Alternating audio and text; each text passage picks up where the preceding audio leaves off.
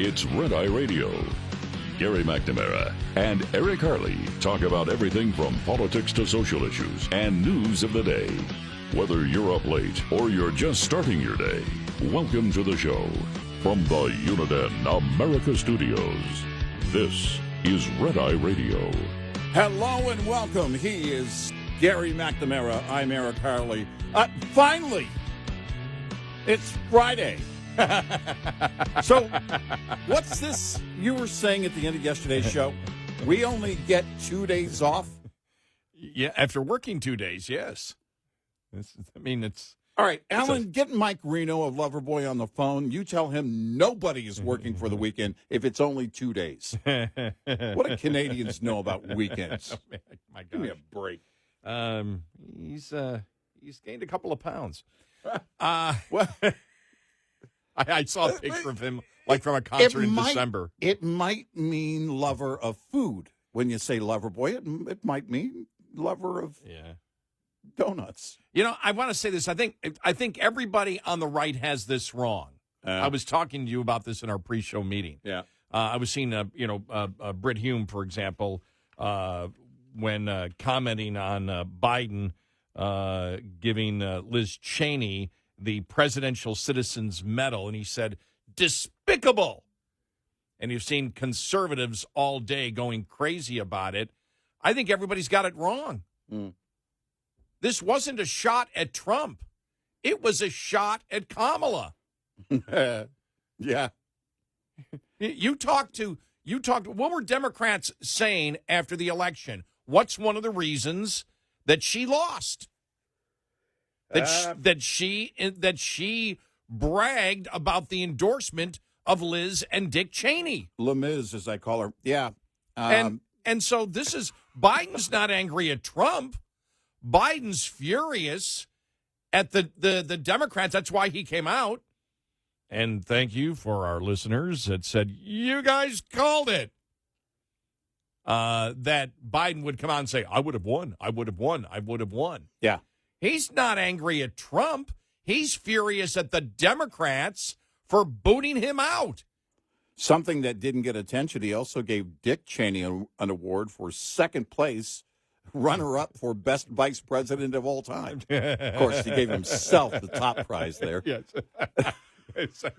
Runner-up. So, I mean, and this whole thing, look, there isn't an award that Democrats haven't perverted or liberalism hasn't perverted. Yeah, right. The Nobel Peace Prize means diddly and squat because of far-left liberals. Yeah. Doesn't matter. Oh, she should have gotten the Presidential Citizens Medal. It doesn't mean anything when Democrats give an award. When her two friends show up in her living room, she can show it off. That's how it's going to go. Exactly. All the birds flying over Wyoming. They'll be able to see it. This is the ultimate troll by Biden, targeted at Harris. Right. Okay. I saw this after the election. The Democrats are coming out and saying, why the hell did she accept the endorsement of Liz Cheney and Dick Cheney and promote it and bring Liz Cheney out, to say words to Democrats? We hate Liz Cheney. Biden may be smarter than we thought. I would have won if not for both of hers. Right. And so this is the ultimate. Thank you, Liz Cheney, for helping Kamala lose. That's how I see it. Whether it's the truth or not, that's how I'm going to see it. Yep. I am going to convince myself that is true. Yeah, why not? I fully buy into that theory. Look, we've been saying all along, wait for him he'll say it before he gets out of office. I would have won. He did. And dang it if he didn't say it while we couldn't comment on it. I mean, we finally got around to it, but we were on vacation when he said it. I would have won. I would have won. That's who Joe Biden is. Congratulations, Liz Cheney. You helped me defeat Kamala Harris. And I want to address something that we talked about before vacation. And this gets into the whole Matt Gaetz thing, where we said, look, Gaetz could fight this at any time. And then we were on vacation when everything hit. But I did say beforehand, look, if this was me and these allegations were false, I'd fight it. I'd be up there right, fighting. Because that's the only pulpit in that case that you have to fight the source of those allegations, specifically from the ethics committee. Right. And one of our listeners wrote this to me on December 21st after we had said, look, if, I don't like the fact that the committee came out, the congressional committee came out and released all of it. Mm-hmm. But the only way that he could defend it, I wouldn't let that hang over me ever. No. You make that accusation against me, those accusations they made against him, I stay and I fight it. One of our listeners wrote, Matt Gaetz's savage tweet. He warns the establishment that if they keep playing games with the ethics committee, he's coming back on January 3rd to expose who slept with every intern, every secretary, every page. Gaetz isn't backing down, and D.C. should be terrified. That didn't age well, did it? No, I don't think anybody is sweating over Matt Gaetz. He started his OAN show yesterday. He never had any. He had never any plans to come back to Congress and fight these allegations against him. Well, if you were saying that, whenever they, said that about Matt Gaetz, then you don't know who Matt Gaetz is. Because if there was a fight in Matt Gaetz over this, he never would have stepped down. That's just his approach. Yeah. Remember, he's the one that went after Kevin McCarthy on Kevin McCarthy's fateful day. And he's never explained why he dropped out and didn't go back to Congress. Right. He's never explained that. And as I said beforehand, and I stick by it, he betrayed the Republican Party because it's only 217 to 215 right now, and he's one of the reasons. And that extra vote could be needed. He betrayed the people that put him back into office in November. He quit and never gave any explanation. The original explanation was, well, the president's going to appoint, or the president-elect has appointed me. But then when that was pulled, he could go back. Mm-hmm. He never explained why he did it. And I know that many of you are caught up in identity politics. Well, you find a personality you like and you stick with it no matter what. We on Red Eye don't give a damn about who the personality is. We don't play political idolatry. There aren't any rock stars. We never did. We here on the show, we're sick of the talk. We want action. I was sick of the talk that I heard from many Republicans coming, during the vacation. I don't care about talk anymore. I don't want to hear you're going to cut $2 trillion. I want to see it done. Well, and the problem is that, again, you compare this to 2016, 2017, a transition then. Trump didn't have anywhere near the GOP support on Election Day 2016 from his own party. Right. It was solid from the look. Certainly by the convention, forget about Election Day, by the convention, it was solid. There was no problem, with few exceptions. And then all of a sudden, post-election, everything's just gone haywire. Why is it? It's about communication. Well, you and I talked about this yesterday, how you've got all these Trump surrogates, some in Congress, many online, many influencers or whatever that don't even know where Trump stood on the visas. They have no idea where Trump stood on legal immigration to the United States, even though he has been clear about it and loudly talked about it as far as 3.5 years ago when he kicked Jim Acosta out, and that back and forth was about that. He reiterated it numerous times in the run-up to the election of where he stood. And it's almost if you've got members of Congress. Look, you had Gaetz was one of those people. I'm supporting the president, or I'm supporting Trump on this. And Trump, the reporter would tell him, well, Trump doesn't want McCarthy gone. Oh. Yeah. I mean, in that moment, it was right after it happened, that same day.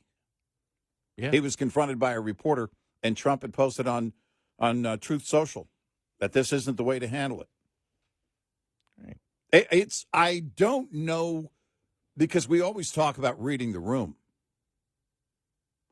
It should be obvious. This is Trump's agenda, period. But if you're not familiar with it, back up and go take a refresher course. And you don't have to go very far. On immigration, on visas, on legal immigration, he's talked about that in recent days and weeks. Yeah. Multiple times. But still, it's like everybody else is grabbing, going into the wheelhouse and saying, Mr. Trump, let me take over. I'll steer this for you. And they have no idea where he wants to go. I have been saying for 2 years, 24 is the crossroads on so many radical issues and so many liberal agenda issues. If we don't solve it now, this is going to be, if we don't hit the brakes at least, it's an indication we'll never do it. Well, we hit the brakes. But then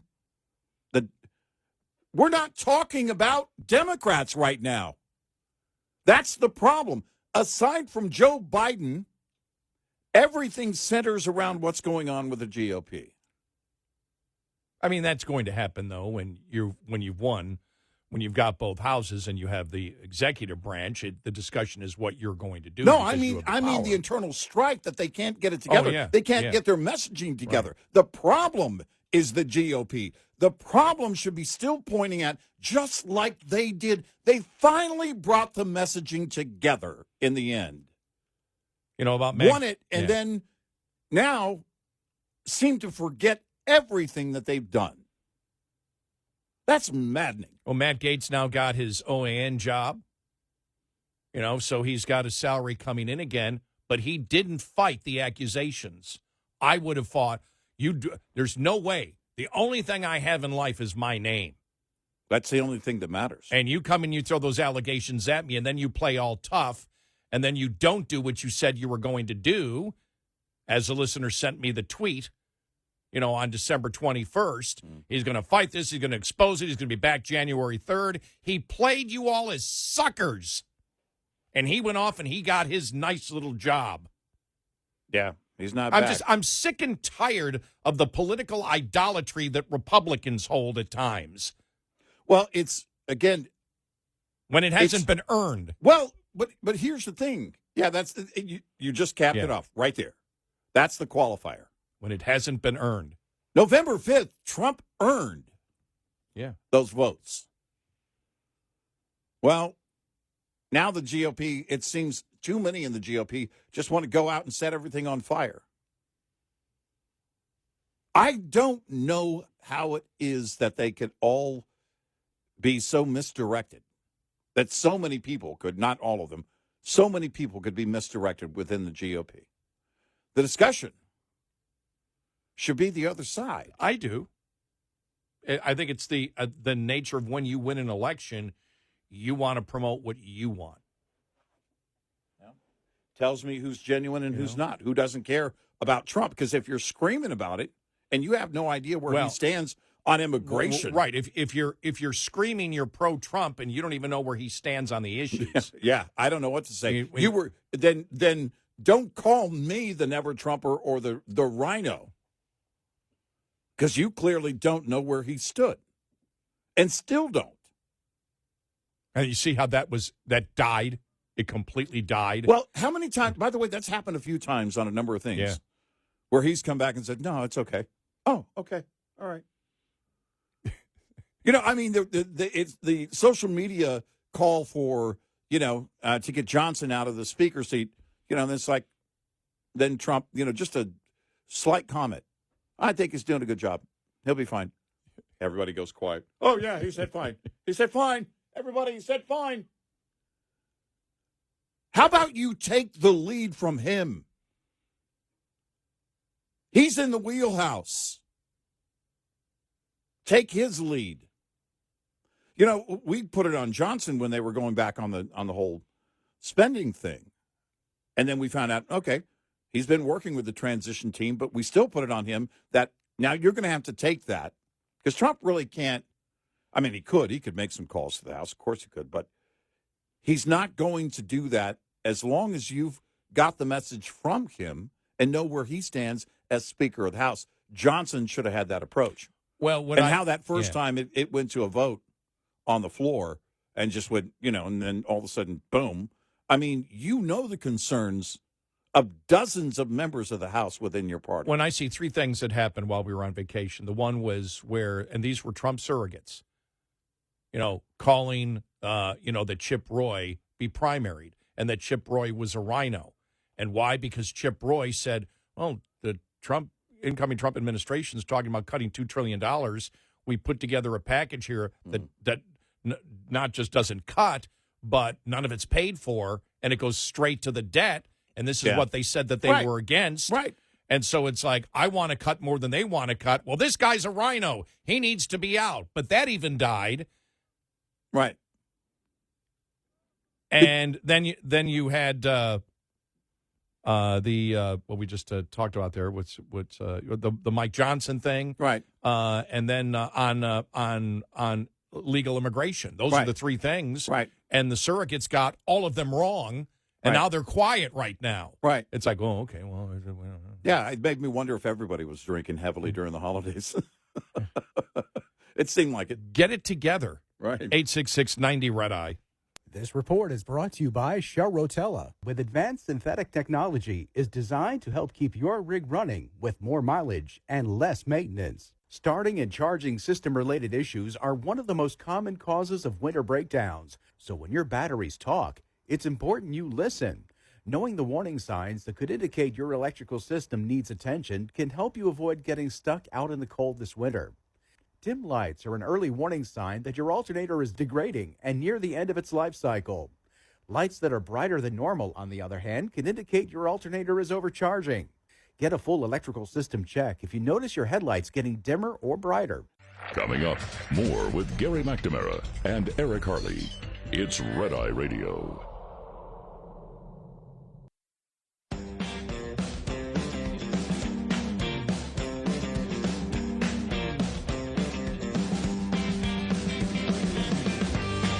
It's Red Eye Radio. He's Eric Harley, and I'm Gary McNamara. Yesterday, well, not just yesterday, but it's been for a long time, but yesterday was just a microcosm of everything that we've experienced the last 4 years. My thought process was all the news and speculation about the two terrorist attacks, everything that you've seen, conspiracy theories, he shot himself beforehand. Okay, did the car drive, was an autonomous Cybertruck that went there so he was dead, before he got to the Trump hotel. All this is because nobody can trust the government. You can't trust anything in government right now. Right. Nothing. And when you can't trust anything that comes out of the government, yesterday was the kind of day that you get out of it. Yep. It's I don't know how you regain that trust back, because it's going to take a while for the incoming administration, if you think about it, to kind of weed out all the bad actors. You have to stay reminded that during the Trump years, you had top officials in the FBI going after Trump still. Oh, yeah. The DOJ, even though he was the president at the time. So that doesn't mean on January 20th, everything's all of a sudden going to go away. That has to be weeded out over time. And I don't know how you do that. I don't know how you regain that trust. I don't know how long it takes.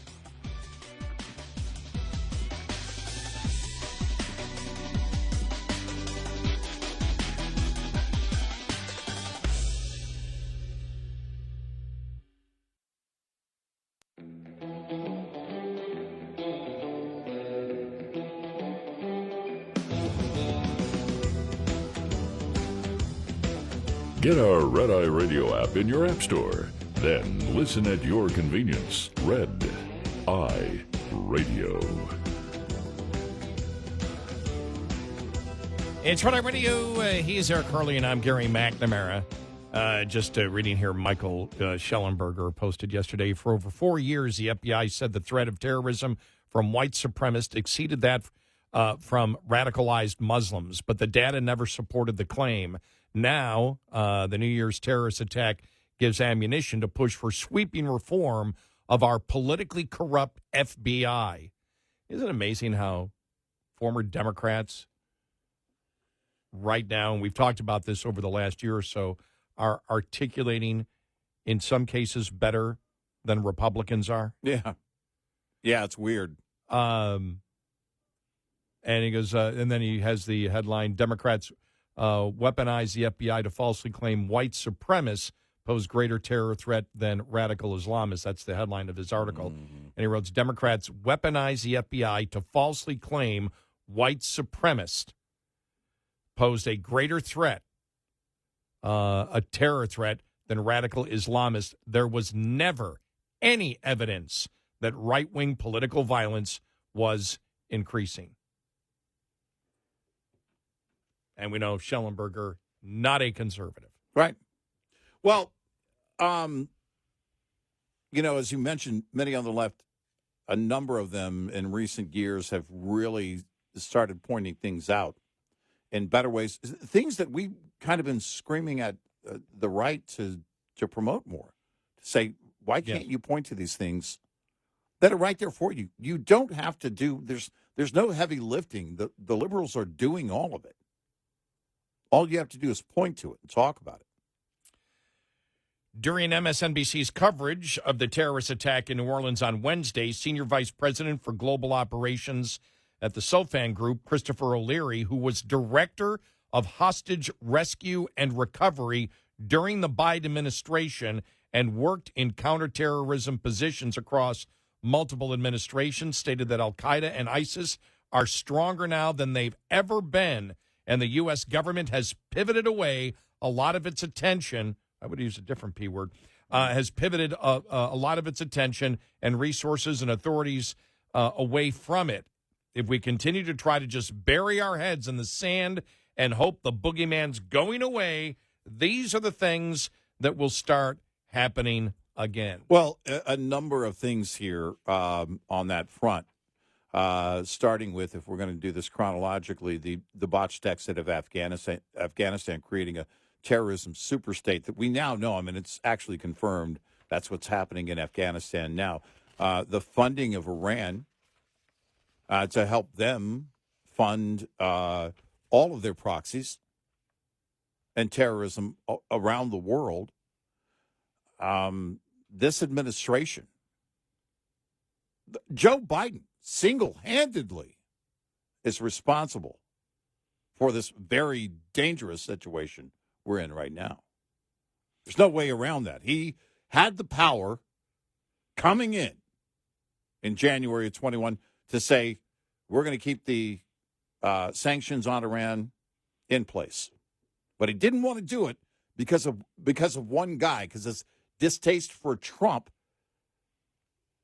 So he's okay with Iran having all of that money. And, of course, we know the story, the horrific story about the botched exit of Afghanistan, again, creating a terrorism superstate there. O'Leary said, I think it'll surprise most people. This was on MSNBC, actually. Quote, I think it'll surprise most people to learn that al-Qaeda and ISIS are stronger now than they've ever been through their affiliates around the world. So to give people a reference point, al-Qaeda was roughly less than 500 members before September 11th, mostly relegated to Afghanistan. Al-Qaeda and ISIS grew out of Al-Qaeda, and their affiliates are globally dispersed with over about 2,000 countries, not 2,000, around the world, and compose roughly 40,000 members. So to think that terrorism is behind us is really naive. And unfortunately, the U.S. government has pivoted a lot of its attention and resources and authorities away from it. If we continue to try to just bury our heads in the sand and hope the boogeyman's going to go away, Well, those are the things that will start happening again. So we were told it was a generational fight. We have to commit ourselves to that, number one. And number two, there's a great Afghan saying that you have the watches, we have the time. Well, people committed to this extremist ideology, they're not a flash in the pan. They're intending to come after us when we let our guard down. Look, you and I remember when the 9/11 Commission came out. And you and I we laughed at it, the way the media covered it. Because the media was covering it, we need better intelligence, we need better intelligence, we need better intelligence, we need better intelligence. And what did the media completely ignore in the 9/11 Commission? They were at war with us. We were not at war with them. Yep. And that was the problem right there. We ignored it. Yep. We didn't realize there was nothing preemptive. We didn't sit there and say, okay, this is a serious challenge, and we're doing the same thing again. We repeat the same mistakes over and over and over again. Yep. And it doesn't matter whether you have the intelligence. We need better intelligence. It means diddly and squat if you're not going to act on it. Yeah, it's not going to go anywhere. There's the problem is that, in fact, what you have is this administration, Joe Biden, funding Iran. Yep. Lying about Afghanistan. And remember that sit-down with Stephanopoulos, that he was forced to come back on vacation and address the American people, then literally turned his back on them, and then had to do a sit-down interview a couple of days later after the botched exit of Afghanistan. And the question that came up was, well, you said the Taliban wasn't going to take over. Well, the Taliban was always going to take over. I mean, this guy is a wholly dishonest individual, not capable of governing. He never has been. And, again, single-handedly, when it comes to terrorism, has made the world a much more dangerous place. And now you have a Democratic Party where anti-Semitism Yep. Has been mainstreamed. Right. That pro-terrorist thought, the pro-terrorist narrative now exists inside the Democratic Party and inside the White House. Right. They're pro-terrorist against America. That's not hyperbole. No. And you can couple that with the mindset of, again, what happened in the murder of Brian Thompson, and this mindset where they have not just given deference to the suspect here, but cheered him on. This is the insanity that lives with the left. This is the insanity that lives with the left, that the evil in the world must be evil because they're a victim. I mean, what's next? I would say they're going to make Satan a victim. Now, his daughter did get an award from Biden. Cheney. Dick Cheney joke. Well, then you have this. You have the CEO of Allstate yesterday before the game. Oh, my gosh. And if speaking of not being able to, this isn't even about reading the room. Who in the world? Go ahead. Go ahead. Just play it. Just play it. Just play it. This is before the game yesterday, okay? Here we go. All right. Welcome to the Allstate Sugar Bowl. Wednesday, tragedy struck the New Orleans community. Our prayers are with the victims and their families. We also need to be stronger together by overcoming an addiction to divisiveness and negativity. Join Allstate working in local communities all across America to amplify the positive, increase trust, and accept people's imperfections and differences. Together, we win. What the wow. hell does that even mean? Wow. In relation to the terrorist attack. It started off okay. And then, are you kidding me? Because what it should have been, it could have gone on to say, when it comes to our business, you've heard us say, we're the good hands people. You're in good hands with Allstate. But in a moment like this, we want to put our hands in yours for all of those who are suffering as a result of this horrific attack in New Orleans. It's that's off the top of my head. Yeah. How can you be so tone deaf? I don't know. By the way, this proves that any one of you could be a CEO. Right. Because to be this tone deaf, any one of us could be a CEO. Because if somebody brought me those words to read because he was reading them, I'd say, nope.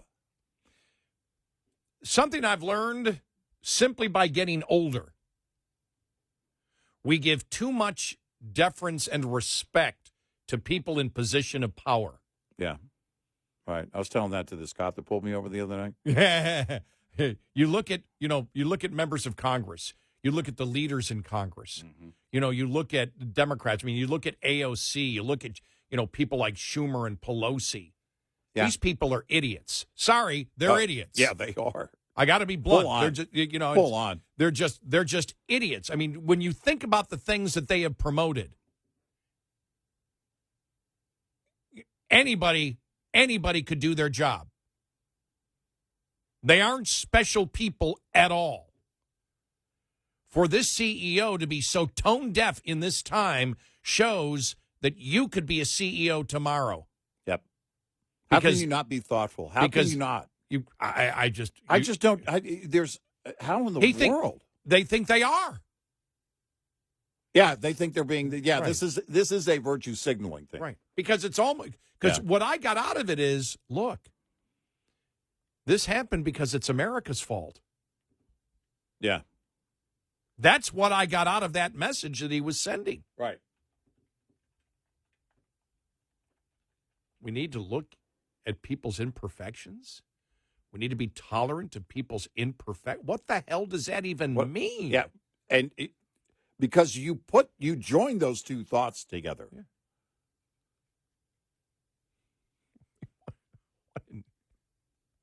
This was a terrorist attack. Yeah. People are suffering right now. Families are suffering losses. Dozens are suffering injuries. The people that were there, even if they weren't injured, are suffering trauma. How do you not recognize and consider the suffering going on? If I'm going to do it, I talk about the terrorist attack. I don't call it a tragedy. I call it a terrorist attack. Mm-hmm. A terrorist attack happened. Did he call it tragedy? Yeah. There's evil in this world, evil that gets us to mass murder. That gets us to genocide. We've seen. If you're going to do it, then do it. Yeah. Don't try to sugarcoat a terrorist attack. No. There's if you're going to recognize it, recognize it. If not, stay away from it. There's evil out there. There's people that want power and control. They'll commit genocide, terrorist attacks, mass murder to get to it. That's why it's so important that the United States of America unifies and fights back against this. Boom.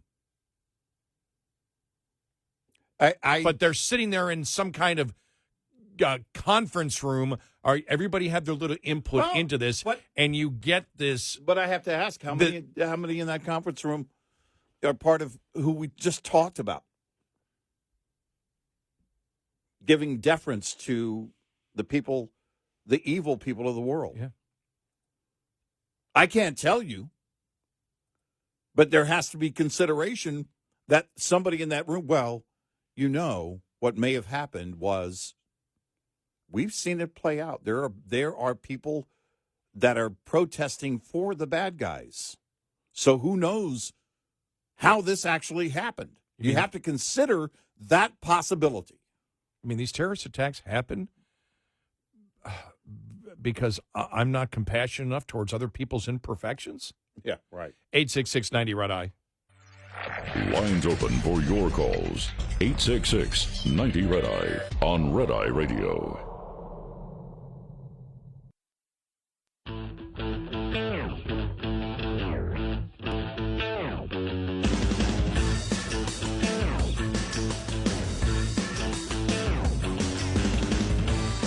It's Red Eye Radio. He is Eric Harley, and I'm Gary McNamara. Welcome and good morning. Thanks so much for being here this morning. Yeah, so like I said, yesterday was a microcosm of what we've dealt with the last 4 years. It was just one of those days where I said, this is what happens when you can't trust anything that comes from the government. It's interesting because we mentioned this yesterday, as we mentioned it probably 100 times. The people that wish to have censorship in this country are the biggest ones that are lying to the American public. Yeah, exactly.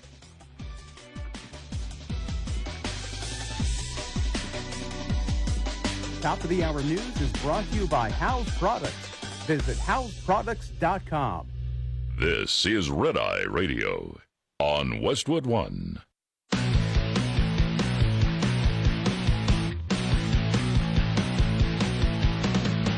Now, it's Red Eye Radio. Gary McNamara and Eric Harley talk about everything from politics to social issues and news of the day. Whether you're up late or you're just starting your day, welcome to the show. From the Uniden America Studios, this is Red Eye Radio. All across America, we are Red Eye Radio. He is Eric Harley, and I'm Gary McNamara. Welcome and good morning. Good morning. Thank you for being here this morning. Thank you. And so I'm just going through X, scanning X as we always do, just to, for me, more seeing if liberals are speaking out at all. And I saw this one from Don Winslow. He's a very, very extremely liberal Democrat author. Okay, all right. And it's the picture of Liz Cheney. He goes, and this is who President Biden is giving the medal to?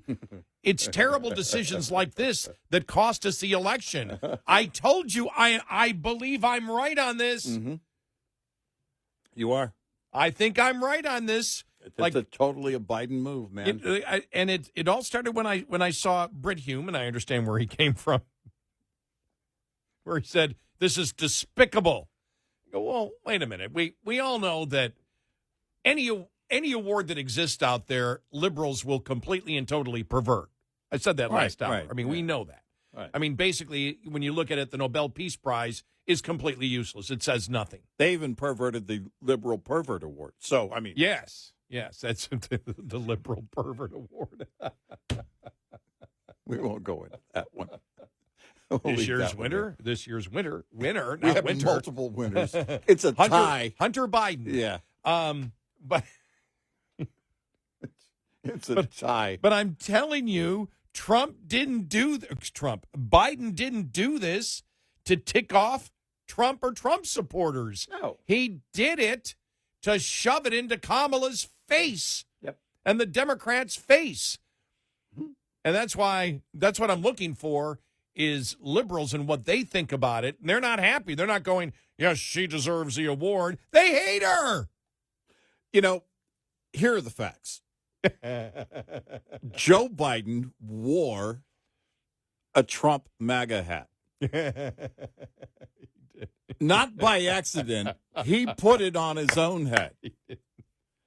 Jill Biden, his wife, wore all red on Election Day. And she wasn't thinking of Tiger Woods on a Sunday. No. She wasn't going to a Sammy Hagar concert. I had to reach into the bag for that one, didn't I? I don't understand the reference. Yeah, the Red Rocker. Oh. Yeah. Told you it was reaching into the bag. Right. You got to go way back, man. Solo years before Van Halen. But after Montrose? Yeah. Okay. Yeah, solo. Yeah. Okay. Montrose, he was like 14. Maybe 12. I saw a picture from the other day. Yeah. He finally looks old. Oh, yeah. I saw a picture. I was like, oh. Still out there, though, man. Yes. Cranking it up. But these are the facts about the Biden situation. We looked at it. We've been saying all along he's going to, at some point, say, I would have won. Of course he was bitter. To this day, and probably for the rest of my life, you will not be able to convince me of anything but the following when it came to him stepping down and writing that letter, or whoever wrote it for him, and endorsing her on that day. He wasn't supposed to do that. He wasn't supposed to give an endorsement. Then he did, threw her out there because he knew she's not going to be able to do anything. Are you kidding me? This isn't going to happen. How long did it take the Obamas to come out and, okay, fine, we endorse Kamala Harris? This whole thing was so botched. And he was angry from the beginning when people started talking about it. Then all of a sudden it culminated in the call from the godmother, Nancy. You got to go, Joe. You got to step down. Letter hits. Okay, fine. I'll throw her out there. I'll endorse her. And dare you not to, rest of the Democratic Party. And then she loses, and I'll come back and say, yep, I would have won. And he did. And then he gives Liz Cheney the award for helping to demonstrate all of it. Reading from Britt Hume, this is repulsive.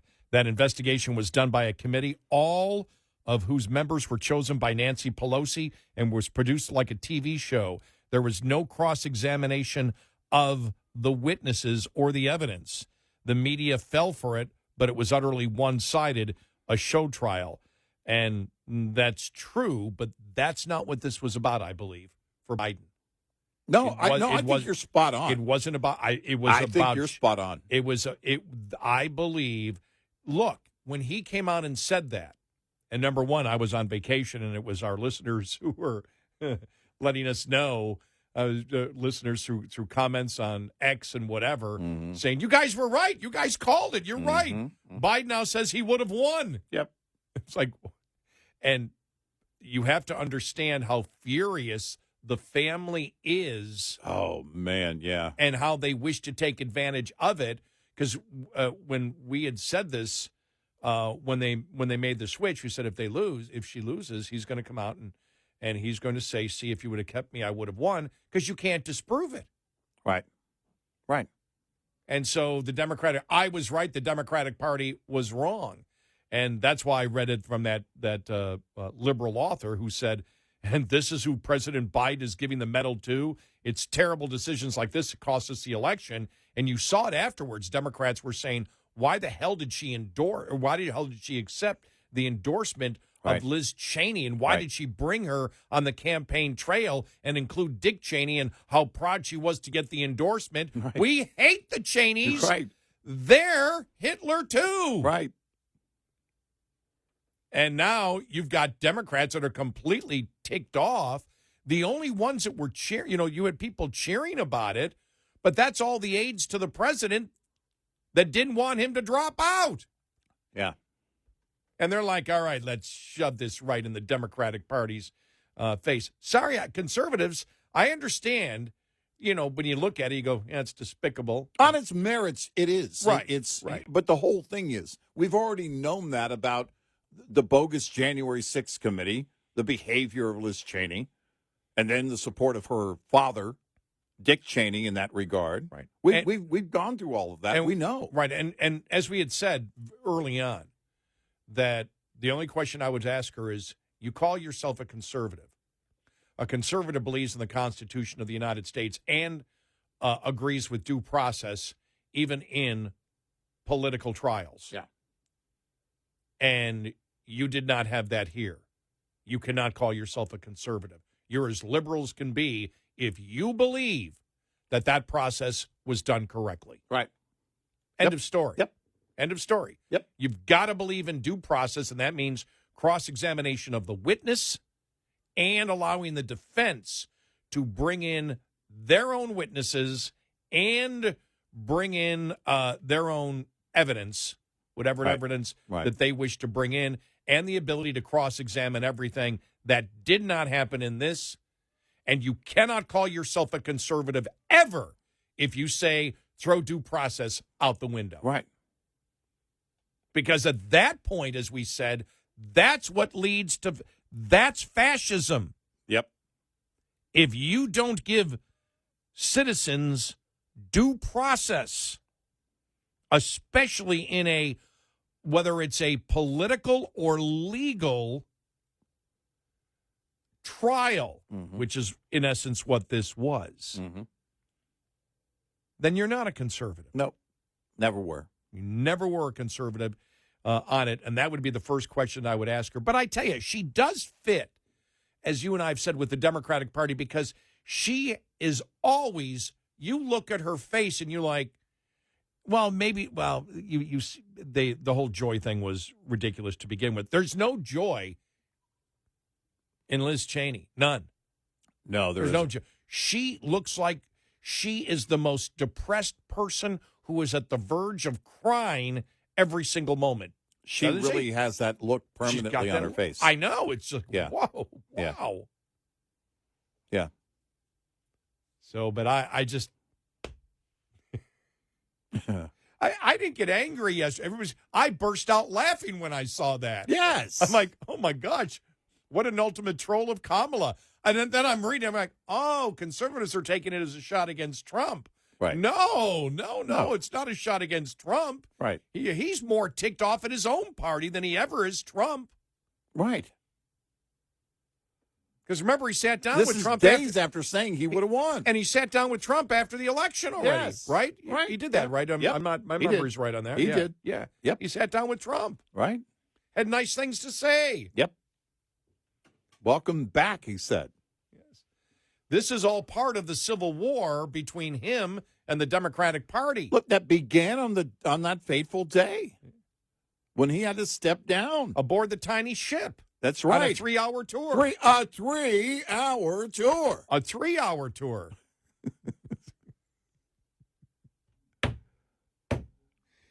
Oh, my God. What a year it's going to be. Oh, what a year it's going to be on the radio. Yeah, it is. Aren't we blessed to have this job? Oh my gosh. I really love it. I couldn't wait to get back. Really blessed to have it. It's like, wow. It's so much fun. it is so predictable. Biden is so predictable. The Democrats are so predictable.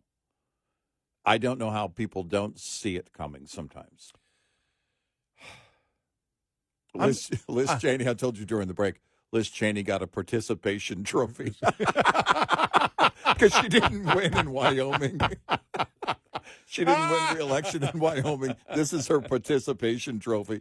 I love it. You know, Also, you get a snow cone after the game. For entertainment purposes, I'm going to miss Biden. Yeah. Well, something tells me, as president, he disappeared a lot. Something tells me we'll see him a little more as an ex-president because he wants to keep, rubbing it in. I would have won. I would have won. Now there's nothing to keep him from doing interviews. No. Will he do an interview? He doesn't have any allegiance to anybody but himself. Will he do an interview and they'll ask him the question, so you believe you would have won? He wants that out there. Oh, yeah. He wants out there that they should have kept him. Yeah. Because there's nothing wrong with him at all. Right. And his family's still trying to sell that. Right. And his aides are trying to sell that. Right. His administration's trying to sell that. Uh-huh. And it's just all over the place. Meanwhile, the liberal media, I guess there's something wrong with him. At the last minute, maybe. Why did we underreport it? The Sunday morning news shows last week, as we talked about yesterday, do they have just a complete joke. Do they have a chief underreporting correspondent at Face the Nation? Let's go to the underreporting news desk. It wasn't underreported. No. It was. You debated it. You debated the truth. Right. You didn't underreport it. Right. You went full on. That was the hill you were going to die on. Right. You didn't underreport it. Right. You lied about it. Exactly. Underreported. Oh, my gosh. And, well, that's another thing I got from being on vacation. Democrats aren't changing at all. Nope. It's not going to change at all. Nope. Which means we're going to keep doing what we're doing. It's going to be the same. Well, there is no other place to go. You know, you and I have talked about it. When we went through it, we saw it in 2016 when they said, well, we've got to come up with another way. You know, it's they can't change identity politics because when you're promoting the fact that you judge people by groups and not individuals, when you believe in the victim oppressor narrative, in order to move on from that, you have to change the entire foundation of your political party, and that's almost impossible to do. Because you have to, in changing that foundation, you also have to unindoctrinate generations. Yeah, you can't do that. How do you move on? And how do you move on as a Democratic Party and say, oh, no, okay, we understand that people may think a guy may think he's a woman. No, but don't. And we have compassion, but scientifically they aren't. They can't do that. Nope. So they have to continue the delusions because that has become the foundation of the party. Right. And yet it's killing their party, and they can't do anything about it. They committed, and they're full on committed, and it's not going to change. No, it's not. In fact, within the party, you're going to see more virtue signaling by saying, well, we stand even stronger on these issues, right? You'll see that faction well, you don't care enough, and that's going to continue. Well, we haven't repeated it enough. Exactly. We've only repeated the same bizarre lies a billion times. Right. We need to do it a trillion, and we'll convince the people of it. Well, what have they said already? We need a Joe Rogan. You had Joe Rogan. I love that. We need a Joe Rogan. Oh, my God. By the way, Joe Rogan, I saw him talking about it. I forgot who the guest was, brought it up. Yeah. They said they needed Joe Rogan. He goes, they had me. Right. Rogan said, he talked about it with Elon Musk, and Elon Musk said it. Was it Elon? Yeah, okay. And Elon Musk said, I was a liberal too. Yeah. Until that's a few years ago. And they were both saying, we were both liberals until, basically, we don't call it woke. We call it the awakening. Well, I think Rachel Maddow was very upset about that. Yeah, I bet. She thought she was their Joe Rogan. She was out there saying they need a Rachel Maddow. The other side. 866-90 Red Eye.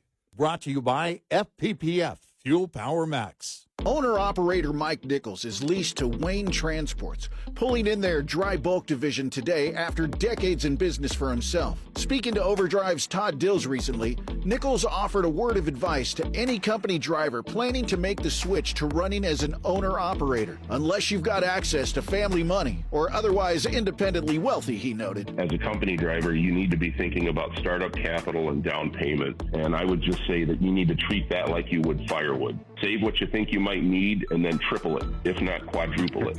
And you'll be thankful that you did. You'll be glad you did. That is, not just given favorable loan terms with a good down payment. Inevitably with trucking, you'll get hit with a breakdown and huge repair bill, or another of those unforeseen events. You'll need that reserve cash to cover it and avoid taking on debt or going out of business. Hear more from Overdrive's 2024 Trucker of the Year contenders at overdriveonline.com/PIB. Brought to you by Shell Rotella. With advanced synthetic technology is designed to help keep your rig running with more mileage and less maintenance. Get in touch with Red Eye Radio, toll free at 866-90 Red Eye.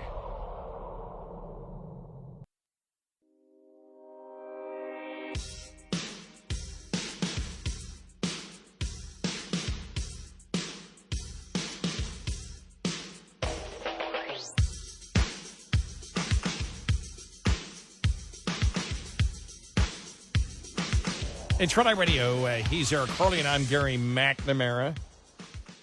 Coming up, Serpent, James Carville, concedes he was wrong about Kamala Harris's chances. It was always a 20% chance Trump was going to win. Remember? Yeah. She's gonna kill him. She's gonna kill him. Yeah. Yeah. That didn't happen. We laughed. We laughed at that. And this other story here, the FBI releases video showing this is why there's no trust in the government. Fox has this story. The FBI releases video showing January 2021 pipe bomb suspect planting device outside DNC, RNC offices in D.C. So 4 years later, they release a video. Yeah, why now? 4 years later. Right. This is why there's no trust in government Right. at all right now. Right. That's why yesterday all the conspiracy theories, all the speculation is because nobody believes a damn thing coming from this administration or even the FBI. I don't know how you can. Yeah.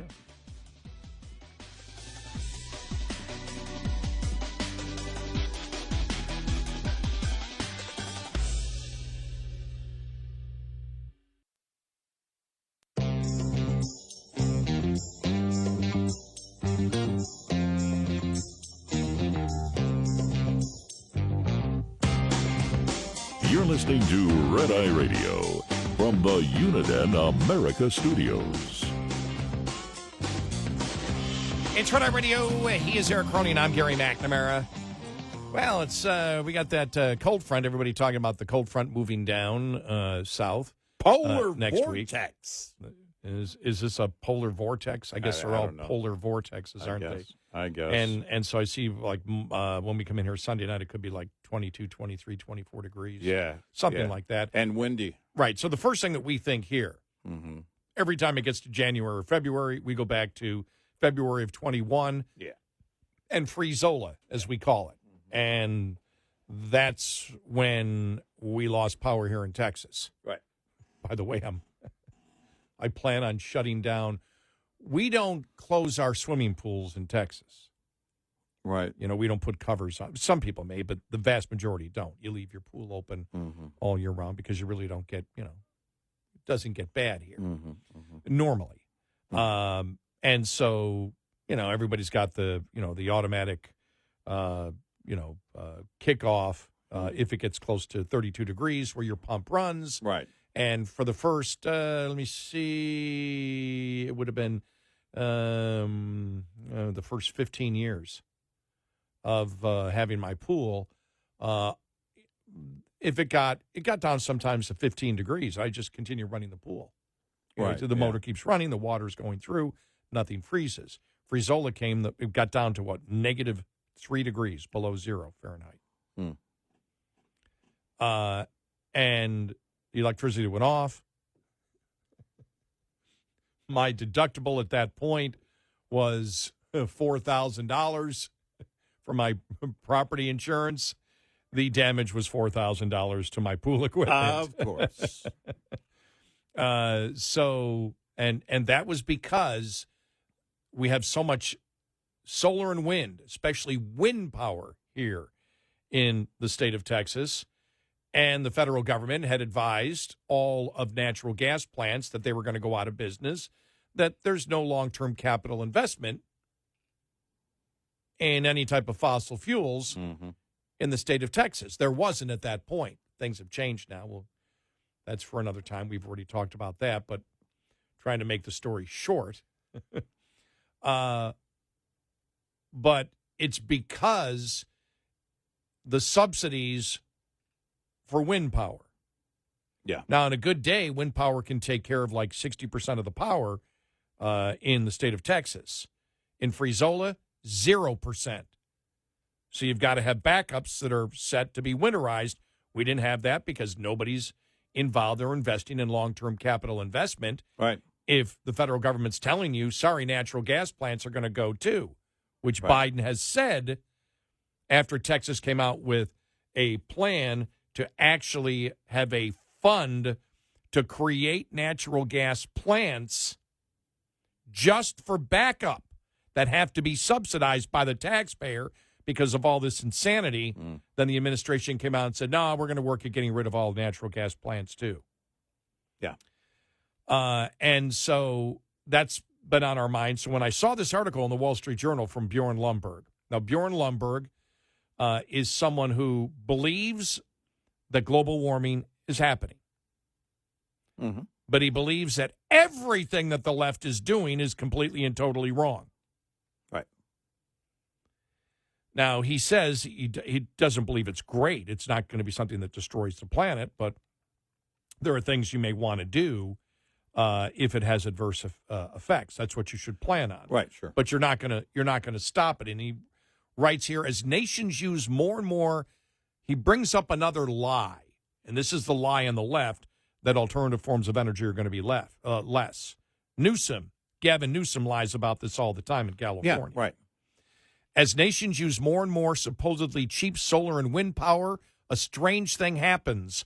Our power bills get more expensive.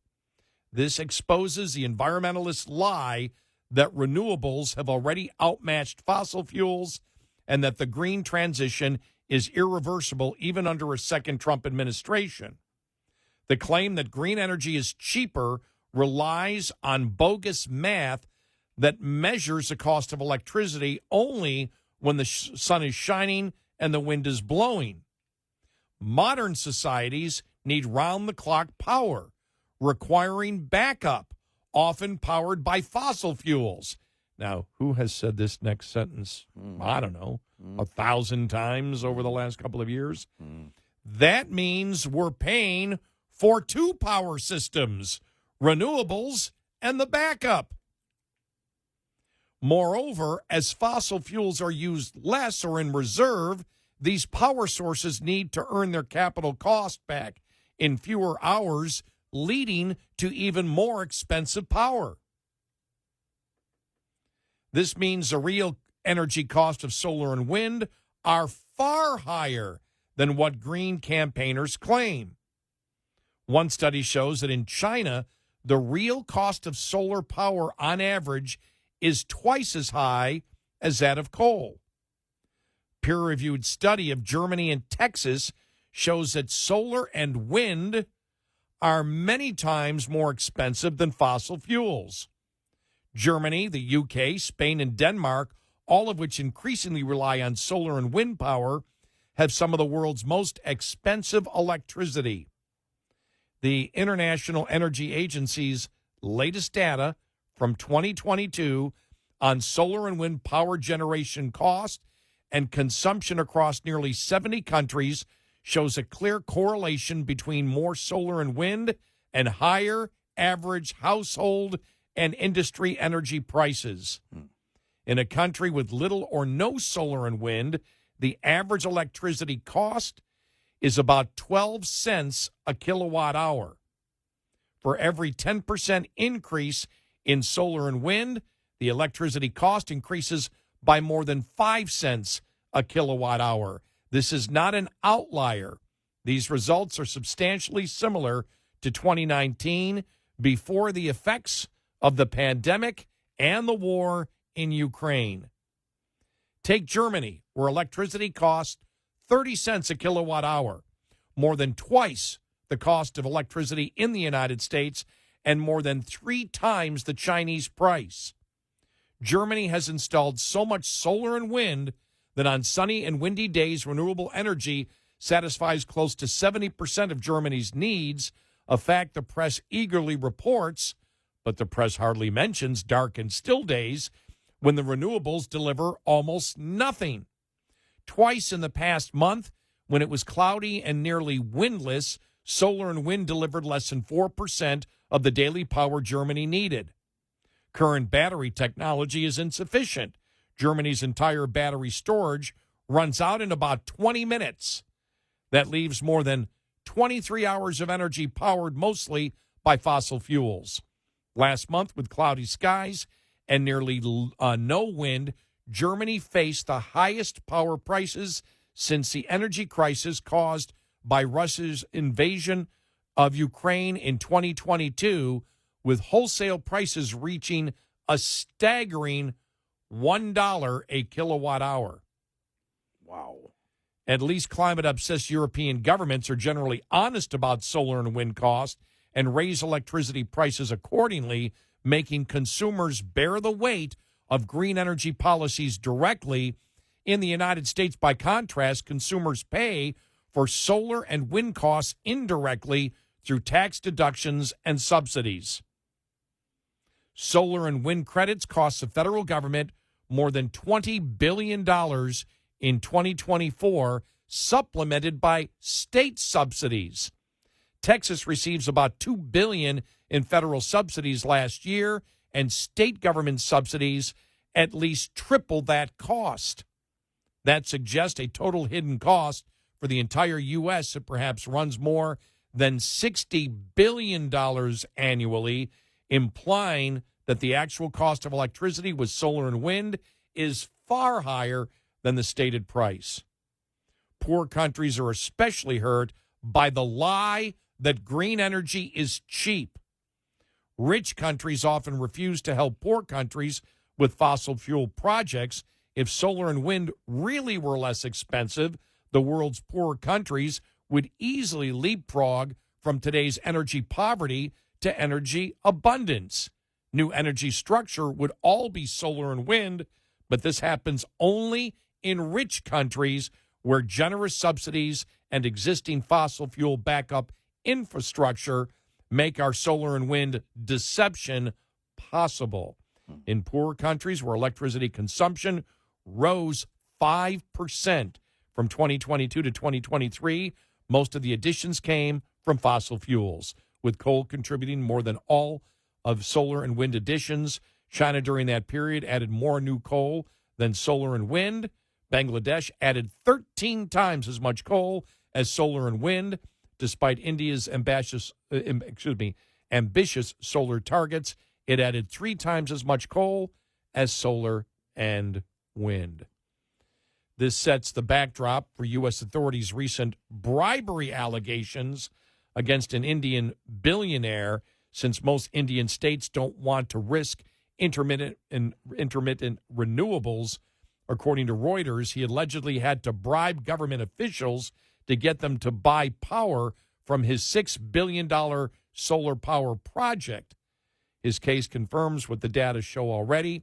Solar and wind are bad business and make our power much more expensive. We talk so much about liberalism that everything, if you look at the Biden administration, for example, everything, you look at it, the border, terrorism, everything is a lie. Yeah. And solar and wind, everything is a lie. Yeah. Inflation was a lie. It's transitory. Right. Inflation is good because it means people are spending more money. They even floated that one. I mean, their entire agenda has to be pushed by lies. And the biggest lie on this whole climate change thing is that the world is going to end. The world is going to end. The world is going to end. It's the ultimate, sandwich board guy walking, the sky is falling mentality, except it's people in power, not a guy walking down the street. And they have the power to, we have to do something about it. But, even Greta Thunberg, she jumped off that. Well, you guys are just pretending to do something about it. Yeah. Now, from a different perspective, clearly, because she's part of the net zero is not zero crowd now, but she doesn't buy into what they're doing.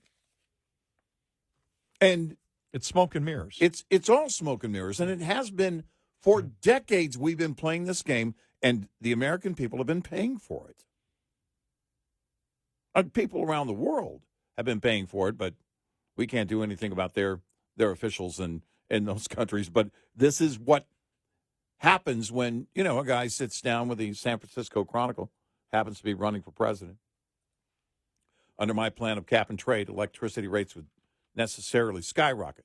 Forget what I say about whether or not coal is good or bad. We will force these companies to retrofit their operations. They will pass that on to the consumer. He's memorized it. It's almost verbatim. Yeah, you've memorized Barack it Obama, already. Right. San Francisco Chronicle. Right. And he didn't need Congress for his version of cap and trade. And as he said, electricity prices will necessarily skyrocket. That came from Obama. Right. Remember when we would bring that up? Remember the one caller? You guys are lying about that. No, here it is right here. Right. And we played the audio cut. Yep. Well, he means something else. What does he mean?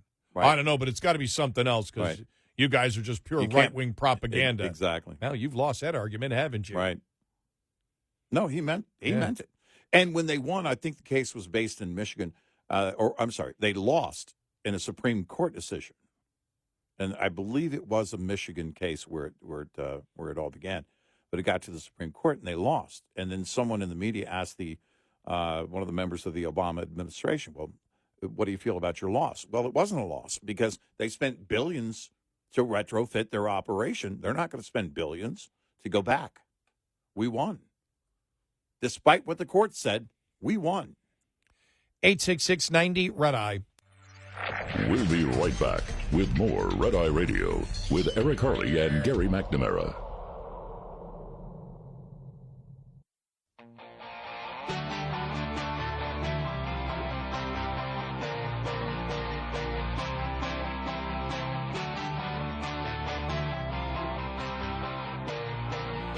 It's Red Eye Radio. He's Eric Harley, and I'm Gary McNamara. Welcome and good morning. You know, I told you over vacation I was watching a lot of stuff on YouTube and watching a bunch of different Canadian podcasts. And it's really amazing the similarities of what's going on in Canada right now with Justin Trudeau, who in all likelihood is going to be gone in, this month. Mm-hmm. But it's amazing how one of the things that you see is the report, even media reports, coming out and saying, and when you see comments, it's like Justin Trudeau can't solve the problem because he created the problem.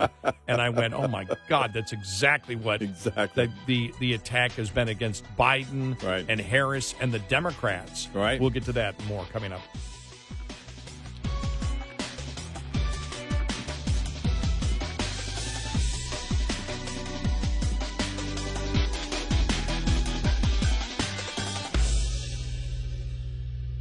This is Red Eye Radio on Westwood One.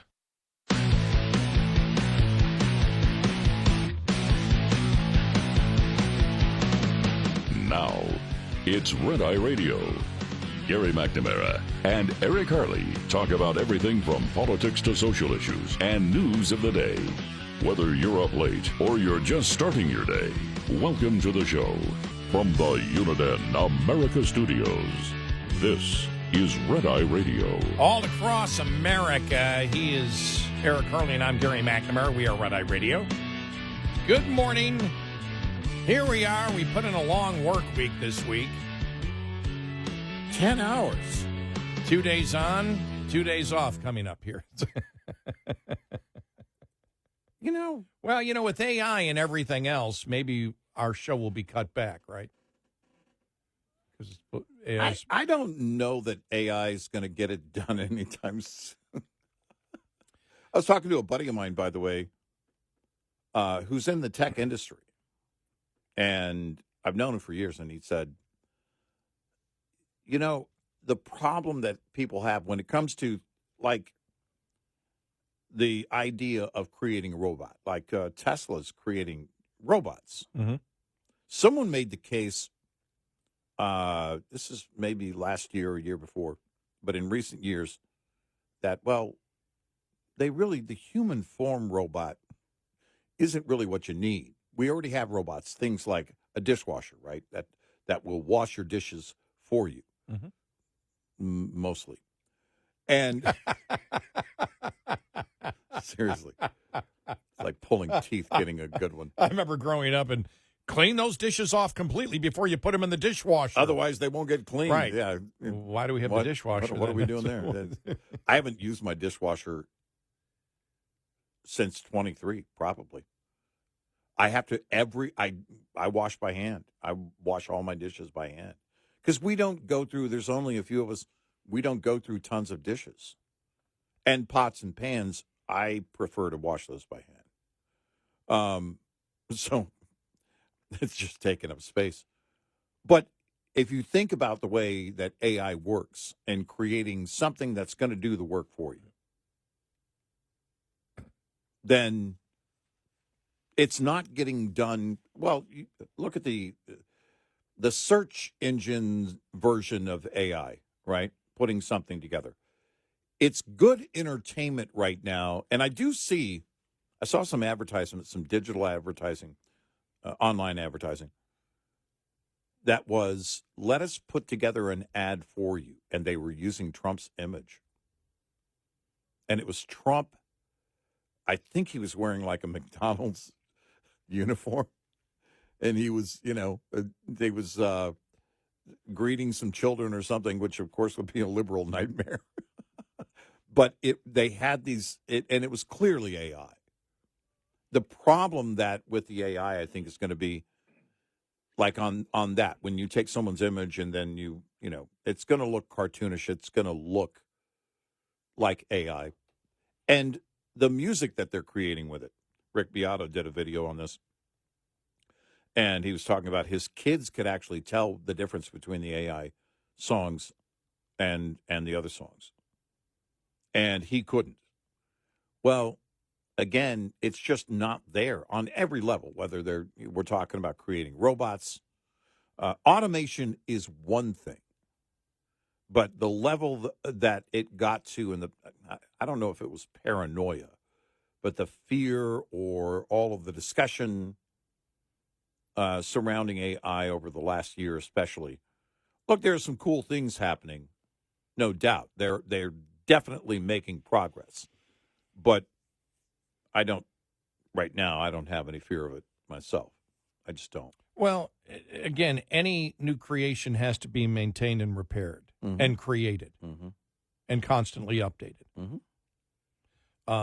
This is what we talked about yesterday with the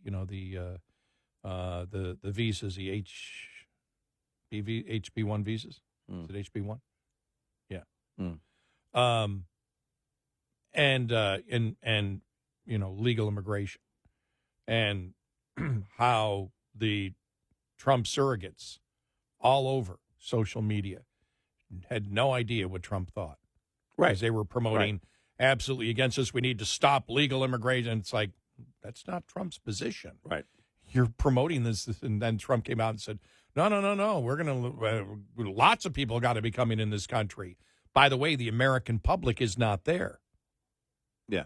We've talked about this. Right. The polling shows the American public is not where Trump is on legal immigration. And for some reason, as we talked about, that we don't know why, and as we've stated, it was much like Ron Paul, where every Ron Paul supporter that ever called our show had no idea what Ron Paul thought about free trade. Right. No idea. Right. Completely the opposite of what he actually, because he simply said, I'm against NAFTA, and they said, okay, he's against free trade. And then he had to explain, no, that's managed trade.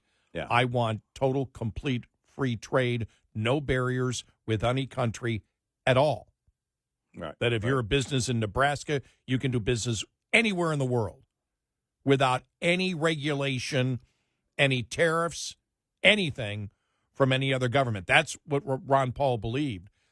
Oh, the fights that we had to send people to his website. You guys are lying. How come you're doing propaganda on Ron Paul? It's like, my God. And it was the most loyal Ron Paul supporters. Right. Yeah. And the same thing happened when we were on vacation with the most loyal supporters of Trump, not knowing where he stood there. And as we said, people go, what's your opinion? It's not an opinion.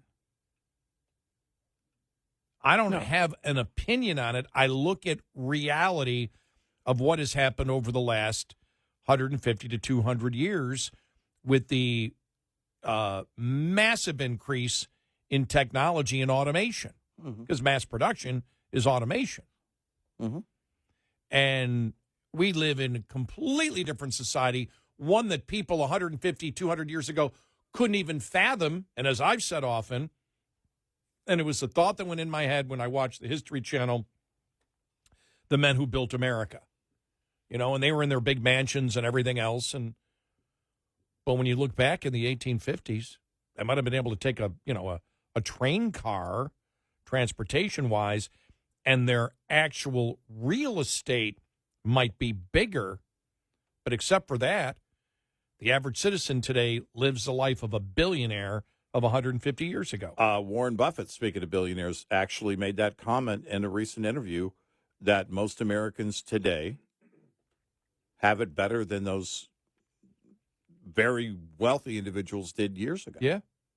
When you think of the I think his example was Rockefeller. I think Okay, or yeah. J.P. Morgan. It was Yeah, you look at yeah. and you look. It's like wow, and so every single time that we've been told that automation, technology would take away jobs, it's done the opposite. Right. And remember when the smartest man in the world, Obama, stated that the problem was ATMs. We went, what an idiot. Taking bank teller jobs. Yeah. And if you remember that? Yeah. God, people are just you know something though? I will give it to Obama, one of the biggest con artist politicians of all time. Yeah, he really pulled that one off. The loyalty of people that they had towards him, and the political idolatry was just he rode that rock star train all the way, and he was clueless. He's a clueless individual. Right. He doesn't know how the world really runs. No, he doesn't understand. He doesn't understand physics and chemistry and science in general. No, as we called him, he was a cocktail socialist. Yep, he sat there and hung around the parties with all these socialist professors and. Oh, yeah. Okay, maybe I can sell that and move forward in life somehow. Right.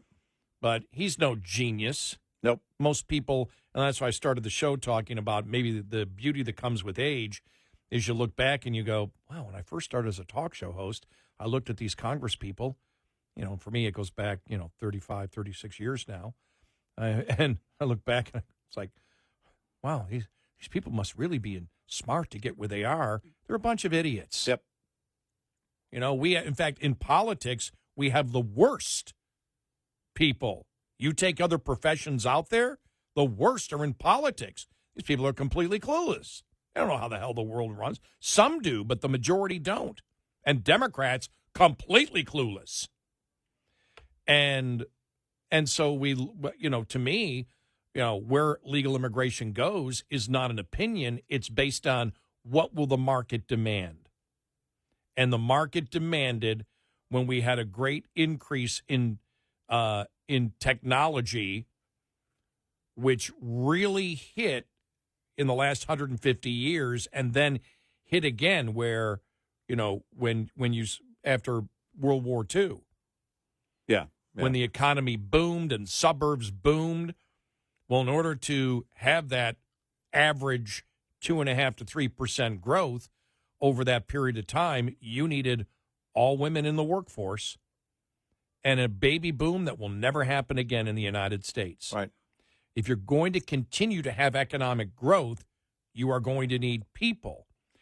And unless this is the anomaly of AI will actually decrease jobs, which hasn't happened with all the massive, change evolution that we had in the economy from agriculture to industrial and now industrial to service, tech, and manufacturing also. It's also industrial industry is not gone. Mm-hmm. We're not strictly a service economy or a tech economy. And even in a tech economy, you need the manufacturing portion of it. Well, in fact, I didn't finish and that's on me. I didn't finish my comment by my friend was, well, you have to consider all the mining required to make any new devices that are required for that. Everything outside of the AI that's online, the search engine type AI, but even then, you're going to talk about, okay, how is it going to be used? How many more servers are going to be needed? How much more usage is it going to bring by the end user? And so how many more devices? Well, then take that out. And devices, as we all know, age out very quickly, which means that manufacturing, as we get used to having like a cell phone, a smartphone, we were watching an old movie, my wife and I, the other day, and one of the main characters was on a phone. It was a flip phone. I said, that phone doesn't look very smart. And you think about smartphones and everything else we now rely on. You can tell anybody, okay, I got to take this. All right, that's fine. I got to take your car for a day. Okay, that's fine. I'm going to take your phone for 10 minutes. No, you're not. We rely on these things and we want them all the time. That brings a demand that is constant for the manufacturer of those devices. That requires mining. That requires, we go back to the economy of the pencil. and Milton Friedman, and look at all of what it takes to put one device together, whatever that device may be. That's going to be constant as we create more demand for these items in our life. That may create more efficiencies. The smartphone is one of those things that's created more efficiencies in our life. And I can remember when people didn't want a cell phone back in the day, back in the 90s. I don't want a cell phone. I don't want people being able to call me anywhere, anytime. And now we can't live without it. And the smartphone and everything, whatever is next. There may have been a plateau in recent years, relatively speaking, compared to how it advanced in the last 30 years. But there's going to be the next, whatever that device is. I mean, wearables, or it's different types of wearables or whatever you can think of. Yeah. I mean, and so that demand is going to require manufacturing to ramp up. And so when you look at immigration, to me, it's not an opinion. It's what will the market demand, because you're going to need people unless this is the anomaly. Mm-hmm. Unless this is the anomaly that, okay, AI will actually decrease jobs. We're not going to have women coming into the workforce like they have over the last, since the end of World War II. And we're never going to have a baby boom like we had post-World War II. All those people were needed. And the legal, if you want to count legal and illegal immigration, many of those people were needed for jobs. Now, What is the time period? When does it happen? When do we have to drastically increase it? I don't know. I don't know what that will be yet. Right, yeah. But the fact is, you cannot sit there and say an economy doesn't need people, and you can't look at it and say, well, we had this huge influx of women that came into the workforce. Right. That's how many jobs there were. Mm-hmm. And an unprecedented baby boom in the 50s and 60s. Right. That added so many more people to the workforce that were employed. You've seen it constantly go up, the number of people, in the workforce in the United States. You're going to need people. But for us, right.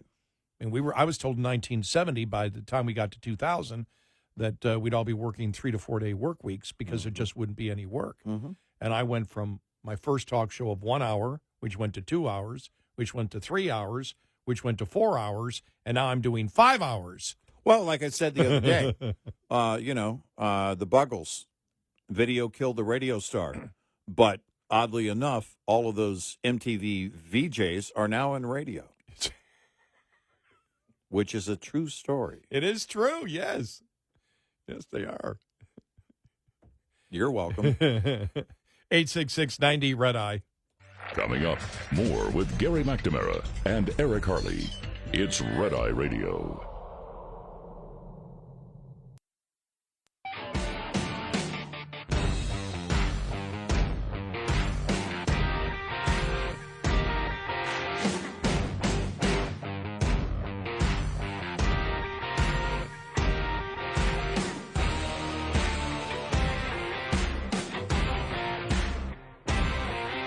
It's Red Eye Radio. He is Eric Harley, and I'm Gary McNamara. Welcome and good morning.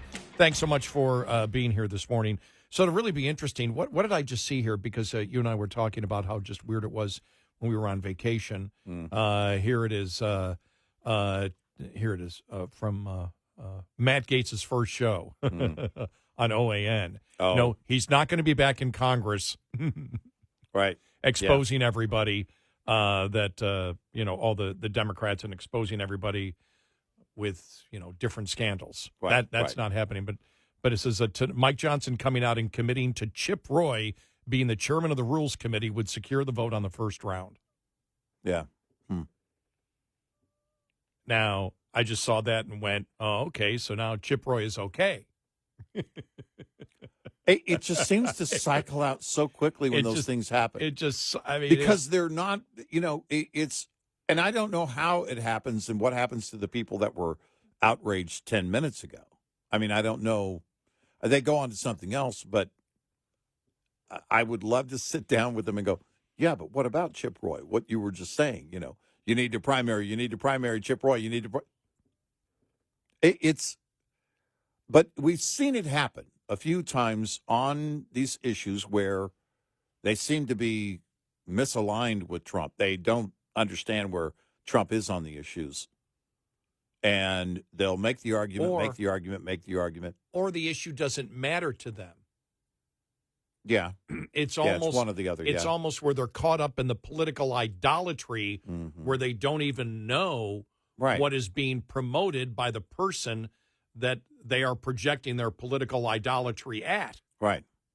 I'm talking about Trump. Right. Because, like I said, there were the three things when we were on vacation. The first one was the continuing resolution that nobody's talking about now. Right, right. But at that point, when Chip Roy voted against it, it was all over social media. He's got all the Trump surrogates. He's got to go. They've got to primary him. And I had asked you that on that before we left. I said, if Chip Roy votes against it again, will they say he needs to be primaried? And they did. They did, yep. But what Chip Roy was saying was the incoming Trump administration says they're really going to cut. They're going to cut massively. Oh, my God, we've just expanded the deficit and didn't pay for a darn thing in this. Right. And if you're serious, you need to do it. So Starting now. And it's like, he's a rhino. He's got to go. Yeah. He might as well be with the Democrats because he wants to cut. Right. I mean, it just was bizarre. Right. And then the next thing was, as we talked about, Trump on legal immigration, which they didn't seem to know at all. Right. And then finally, Mike Johnson's got to go. He's got to go. And then Trump says, no, I like him. He's fine. A good guy. Just it all went away.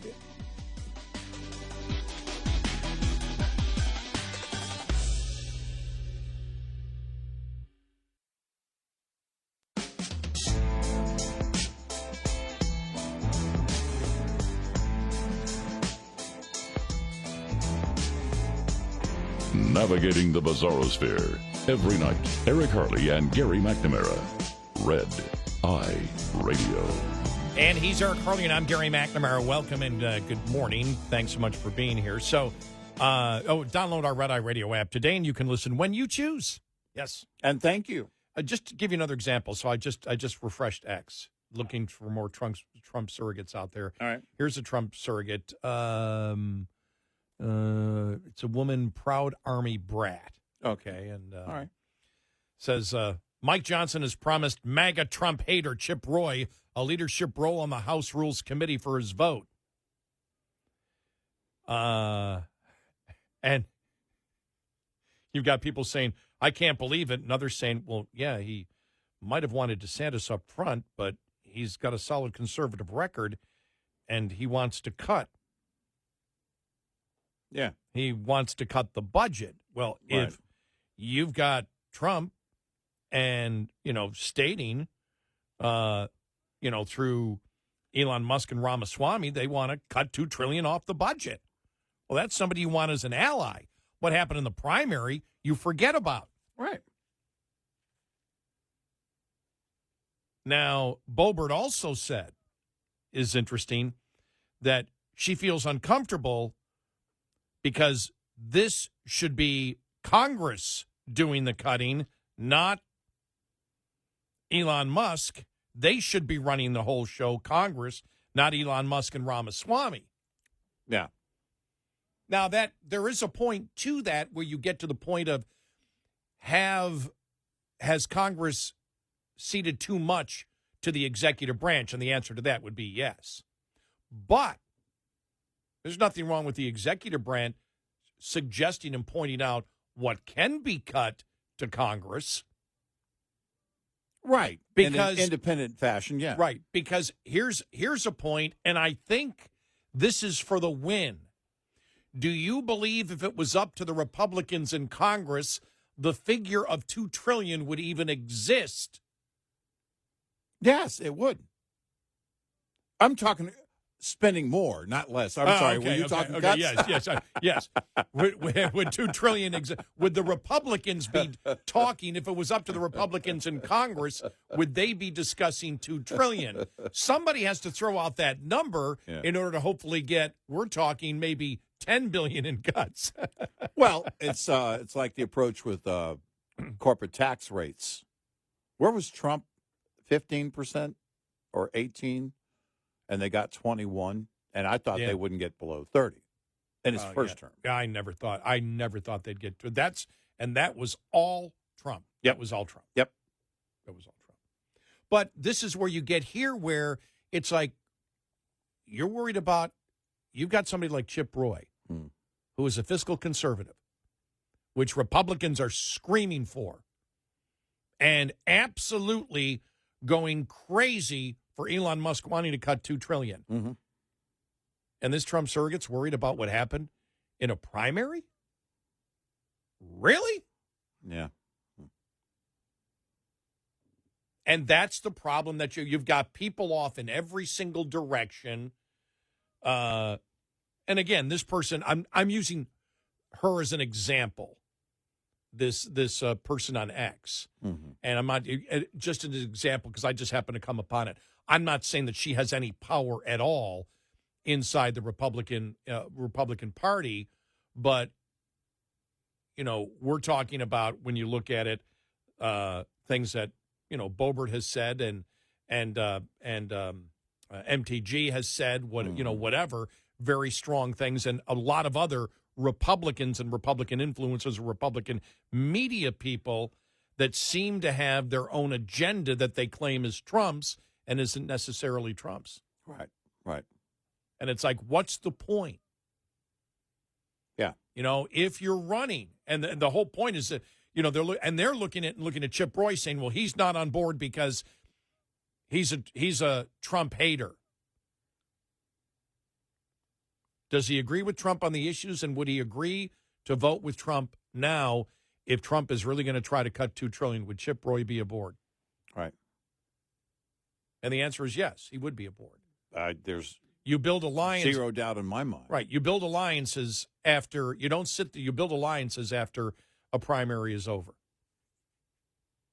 Yeah.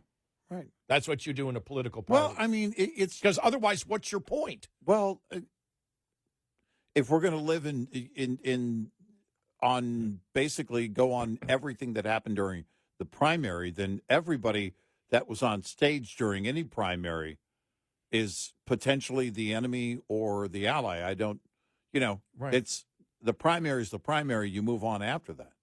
That's the way it works politically. Remember when Rick Perry, he dropped out of the primary in one of the first media interviews. Was Donald Trump your first choice? He says, well, no, I was my first choice. A stupid question. Yeah, but there you have it right there. Mm-hmm. Ramaswamy is part of right. He ran against Trump. Is the consultant for the administration. Right. And was one of the strongest official surrogates out there on the road for the Trump campaign. Yeah. But was part of the primary. And so Trump picking Mike Johnson, I understand completely. And look, I understand that you were never going to get what Chip Roy or even Nancy Mace wanted. You weren't going to get the cuts in the continuing resolution. Right. You weren't going to get them. You probably won't get near what you want because you barely have the lead in the House, which is why we've gone after Matt Gaetz a few times. Right. Because he'd be there right now to vote with Trump. Right. And he won his election and he bailed. Mm-hmm. And I just read somebody who said, well, he bailed because Congress made him bail. Congress didn't make him bail. He decided to bail. Right. Congress didn't make him do. Nobody. He could be. He decided, I'm going to go with OAN, even though I was just voted in. He's the one that made that decision. Now, how pro-Trump is he? Right. Well, I mean, look, it goes back to the whole Kevin McCarthy thing. They clearly he wasn't on board with what Trump wanted during that thing, during that whole fallout. Sometimes I think you and I are the only ones paying attention in the media. Well, to what actually people say. I don't have any desire to run into the wheelhouse and grab the wheel out of Trump's hands. It was Trump's win. It's his agenda. You tell me what he wants to do. Now, he's a public servant, or will be, after January 20th, once again. And if he does things that I disagree with, but his agenda is on him, I don't have to, I'm not looking to raise my profile by it, because this is what it seems like to me. Far too many people online are trying to raise their profile by jumping on and then on a position that they think Trump is on. It's weird. Which, again, that's where I get the, running into the wheelhouse. I'll take it from here, sir. Oh, hold on. We don't need that many captains on the ship. We have one. He won November 5th. And I understand why Trump wants Johnson. He feels he can work with him, and he doesn't want infighting between now and the day that he takes office, because he wants to get things done ASAP. Well, and because he knows, exactly. he knows now his time is limited. And look, they're not going to get $2 trillion in cuts. No, they're not. They're not going to get $100 billion in cuts. Right. They're lucky if they, it would be a huge accomplishment if the budget only went up the rate of inflation. Right. If they got any cut, a dollar cut, actual cut. If they got an actual dollar cut, would be a miracle. Yeah. It's not going to happen. But you've got to try. You've got to try, and you've got to shoot for something, though. And you have to get the discussion out there at a greater level. I think in the I don't know, not pop culture world, but maybe social media world. And I think that will be the effect of it. I hope if we get that, if you accomplish that, where more people are talking about the national debt, spending, and everything else, and it becomes an issue again, a real conversation, that will be a bonus. That will be a win. But you know what it reminds me of? It's a lot like, remember the Tea Party thing? We would get the call, are you guys aligned with the Tea Party? Well, it's not whether we are aligned with the Tea Party. It's whether the Tea Party is aligned with us, what we want, what we're looking for. Well, it's with the whole Mike Johnson thing. They're looking at it wrong. Mike Johnson and other Republicans are on board with Trump. That's the way it works. Trump won November 5th. That's the way it works. You lead the party. He's leading the party. He's going to take some of them with him because he knows you go in, like you just said, boom, you set off the dynamite. You know how long it's going to take? You know what that process is? I mean, we went through it, and it was relatively brief with the whole Kevin McCarthy thing that led to Johnson being speaker. How many times do we want to do this? How many times do we want to go through that over and over again? Oh, yeah, we forgot. This is all about Donald Trump. It seems like everybody's forgotten about it. Yet they scream MAGA, and all they're doing is setting everything on fire. Don't do that. That's not what this is about. No, that's a great point, though. You're screaming MAGA as if you're a Trump loyalist, and you want to blow everything up. And make it more difficult for him. Exactly.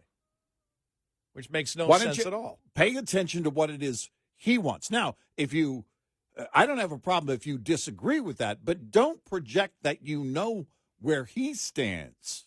And it turns out it's just the opposite. Yeah. If when he makes his position clear, which we think he has pretty much on everything, when has he not been clear? That's our confusion here, how people get this wrong. But if you're not paying attention, this is why I said earlier, maybe just a minute, a refresher course. I think that's why things go quiet. I think there are some people learning where he stands on immigration.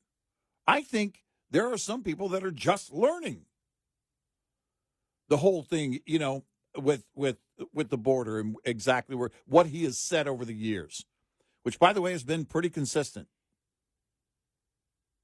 You had to not be paying attention. Now, if you knew all of that and you say, I disagree with Trump on that, I think We don't need legal immigration right now. We don't need visas. We don't need, we need to lock the border down, and we'll talk about that 10 years from now. Okay. But at least you know where he stands. But this is people grabbing it saying, this guy's not MAGA. Well, hold on a second. Do you understand where Donald Trump is on those issues? And it all depends. 4 years is going to go by in a blip. It all depends on what the meaning of MAGA is. Exactly. To each individual. Well, exactly. It's going to be enormously difficult cleaning up the mess that Joe Biden created. And every minute is precious. So you're going to have to make some concessions along the way. Some things are going to happen that you don't like. 866-90-RED-EYE. Lines open for your calls. 866-90-RED-EYE on Red Eye Radio.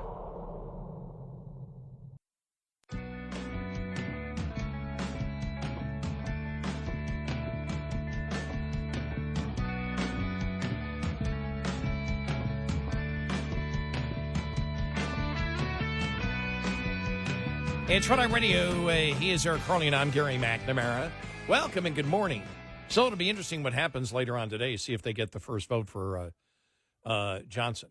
Yeah, in there, and then we'll see what happens from here, and what Biden will do to tick off the Democrats more and Republicans. Yeah, but the Liz Cheney thing. Come on, I mean, I know conservatives went crazy over it yesterday, and I just burst out laughing because I didn't think it's like, well, that's he's taking a shot at Trump. I go, no, he's taking a shot at Harris.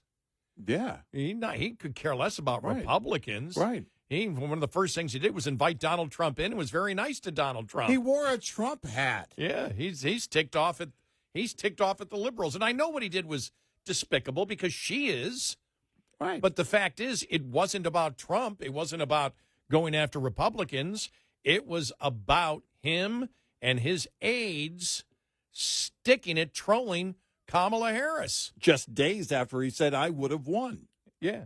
And that's why we went and looking for those liberals that are left on X that are furious for what he did. What are you talking about? It's why you guys lost.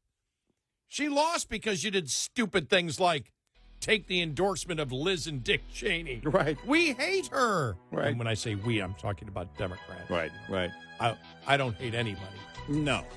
I may disagree with them, but they hate her. Oh.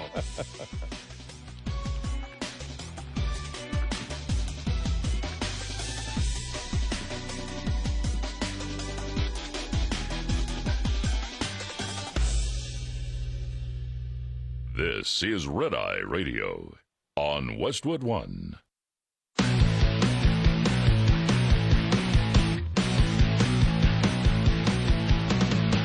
Now, it's Red Eye Radio. Gary McNamara and Eric Harley talk about everything from politics to social issues and news of the day. Whether you're up late or you're just starting your day, welcome to the show. From the Uniden America Studios, this is Red Eye Radio. All across America. We are Red Eye Radio. He is Eric Harley, and I'm Gary McNamara. Welcome and good morning. Thank you for being here this morning. Thank you. All right. What? All right, here we go. What do we got? Well, Congress in session, All right. Today, Polar vortex, Congress in session. You think that's a coincidence? I don't think so. We the polar vortex. It's a polar vortex of spending. It gets cold. It's cold. Like I got nothing. All right. What? All morning show hosts, get ready. Make sure you bundle the kids up and make sure they've got their jacket and their goulashes. No, you got to start with the basics. And their gloves. Don't forget to wear pants. And we're telling you this because as parents, we know you're too stupid to dress them warm in the wintertime. True story. While we're on break, I'm cleaning out my truck, just organizing some stuff in my truck, some tools and whatnot. And I came across an umbrella. And so that thought came to me, and I was like, if I just had somebody in my life that would tell me when I'm going to need that umbrella, I wouldn't keep it in the toolbox in the truck. I'd keep it up front, closer. I just need somebody to tell me, hey, keep that umbrella up close to you, Eric. Darn it, if I only had somebody to tell me. And you have a everyday umbrella? I don't know. What is an everyday umbrella? You use it all the time. See, I only have a golf umbrella. Oh, yeah. I keep it in the truck for my wife, actually. It's a rain umbrella. I don't know what an everyday umbrella is. It's like, I was taking that really from Seinfeld when remember when Kramer brought the balloons in and goes, what are you bringing the balloons in? It's not New Year's. He goes, no, these are my everyday balloons. That's an everyday umbrella. So I was thinking I only have a golf umbrella that's attached to my golf bag in case it rains. Right, okay, yeah. Even though I have hardly golfed in the last That's a good idea. year. I wouldn't have thought of that. But, yeah, of course. Yeah, so it's a golf. Yeah. So I don't have an everyday umbrella. I simply have a golf umbrella. Yeah, I have. I get those little $5 umbrellas. They're easier to keep around because they're usually the handle is a little bit smaller because they slide out basically when you need it. But when they're on sale, I stock up on them because here's what happens inevitably. I get them because if I've got my wife, my daughter in the truck and we go somewhere and it's pouring down rain, I hand them the umbrella. I go park, right? Mm-hmm. But inevitably, there's also someone there that, is maybe, not riding with me, but they park close. Well, here you go. Here's another one. I have usually I have 2 or 3 in the truck. And then they don't come back.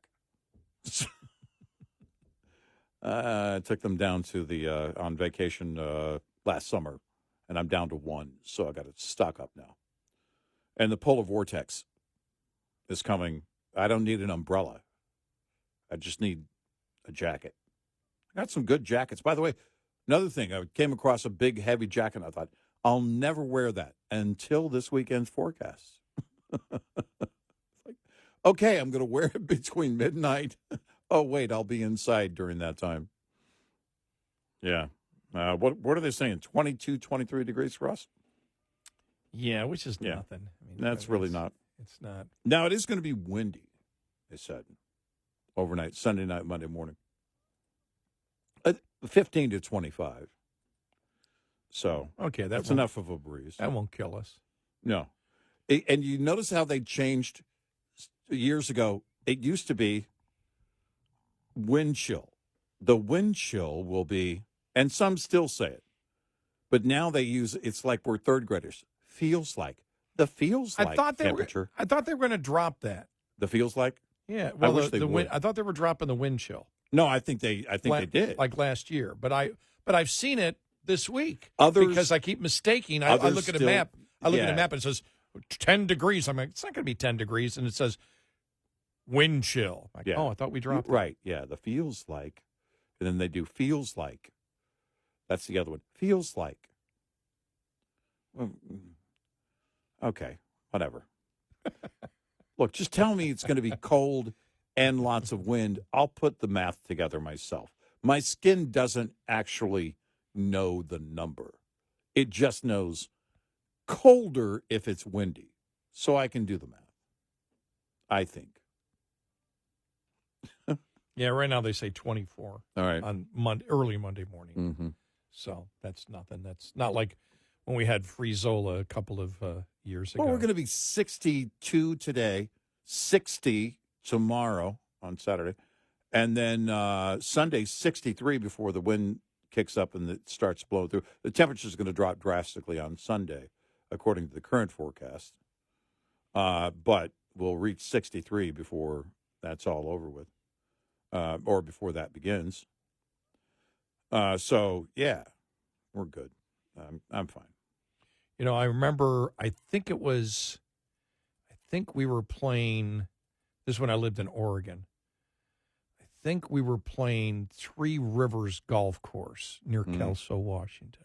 Okay. Sounds like a beautiful course. Southern Washington State. All right. I think it was Three Rivers. All right. Unless it was it might have been Tri Mountain. I think it was Tri Mountain we were playing. Okay. In Southern Washington State. And it was like, I think it was like a February day. But it was warm. It was like 65 degrees. But I had a little bit of a higher elevation. The reason I call it Tri Mountain is I believe you could see Mount Rainier, Mount Hood. I forgot the other one. Oh, Mount St. Helens. Duh. Ah, yeah. You could see all of them from there. It's higher, a little bit of a higher elevation. We got there, and I don't know, maybe it was 60 degrees, but there was no wind. I mean, it felt like, it felt warm, long sleeve and everything else. By the time we got to I'm not making this up, by the time we got to like the third or fourth hole, I mean, the rain was coming almost sideways at us. Wow. Which turned into sleet, then some hail, and I was pulling my golf bag. The guys I was golfing with, they had their golf cart, and I became part of their golf cart. It was unbelievable, and by the time we got to the 9th hole, it was snowing out. And by the time we got to the 18th, the sun was back out, all the snow had melted, and it was beautiful out again. Yeah.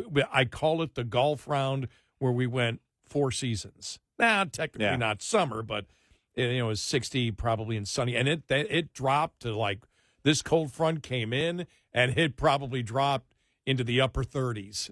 And we just kept going. It was like, and today, with my ankle and everything else, it's like it could be the most beautiful. Actually, now I'm waiting for a 105-degree day because my ankle won't hurt as much. Well, temperature-wise, we went through the same thing once in Colorado. We were at about 8,800 and 9,000 feet, somewhere around there. We were on a trip. On the trip, I'm there with my youngest daughter. My sister and her husband are there. My parents are there in their RV. We decided to go fishing out on the lake. And, the mountains basically, and this from, living out there, mountains make their own weather. I mean, it's a totally different weather system, but we're up there. It's August, by the way, early August. And all of a sudden, clouds just boom, right? And then they let loose rain. We go from, it was somewhere in the 60s to 38 degrees, all within about an hour and a half. We went back to the cabins. I wanted to stay and fish. I stayed a little while longer, but I didn't stay too long. Went back to the cabins. Actually, we knew the owner and said, "Hey, we know it's August, but we want to crank up the fireplace and the pit and everything else, and start the heaters and everything which you typically don't need." That wasn't typical for where we were at. And so next thing you know, my sister's making s'mores, and we're doing the whole winter thing, and it stayed in the low 40s all day. And then the next day it was back to 55, 60 degrees. It was great. It was great. But that's the closest I've ever come to the actual swing of springtime to winter-like weather. Texas winter-like weather, I guess you could say. Not Colorado winter, for sure. But, I'm prepared for the vortex. I know exactly what jacket I'm going to wear. I'm waiting for the weatherman to tell me to remind me to grab it on the way. All I'm going to do is shut down my pool for a couple of days because I can't trust the grid anymore. So I'll shut. I've already started the process. Yesterday I put in the phosphate killer. Mm-hmm. It was yesterday. Today I'll add, because I don't have my chlorine. I have a saltwater pool, but I don't turn on the chlorine generator during the wintertime. So I'll add some chlorine shock today, test it, let it run, and then tomorrow at about noon, I'll shut it off when it's going to be in the 60s. Mm-hmm. And then it'll be in the 60s Sunday, and then it will get very low. And then all the water inside of the pipes, because I have to take off my chlorine generator, which opens the pipes, and I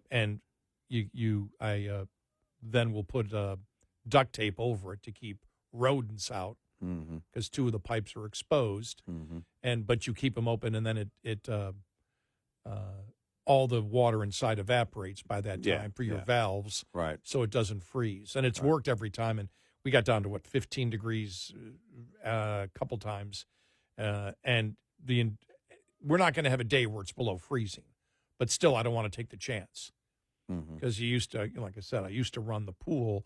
Got down to 15 degrees, just keep running the pool. Oh, the electricity goes off, $4,000.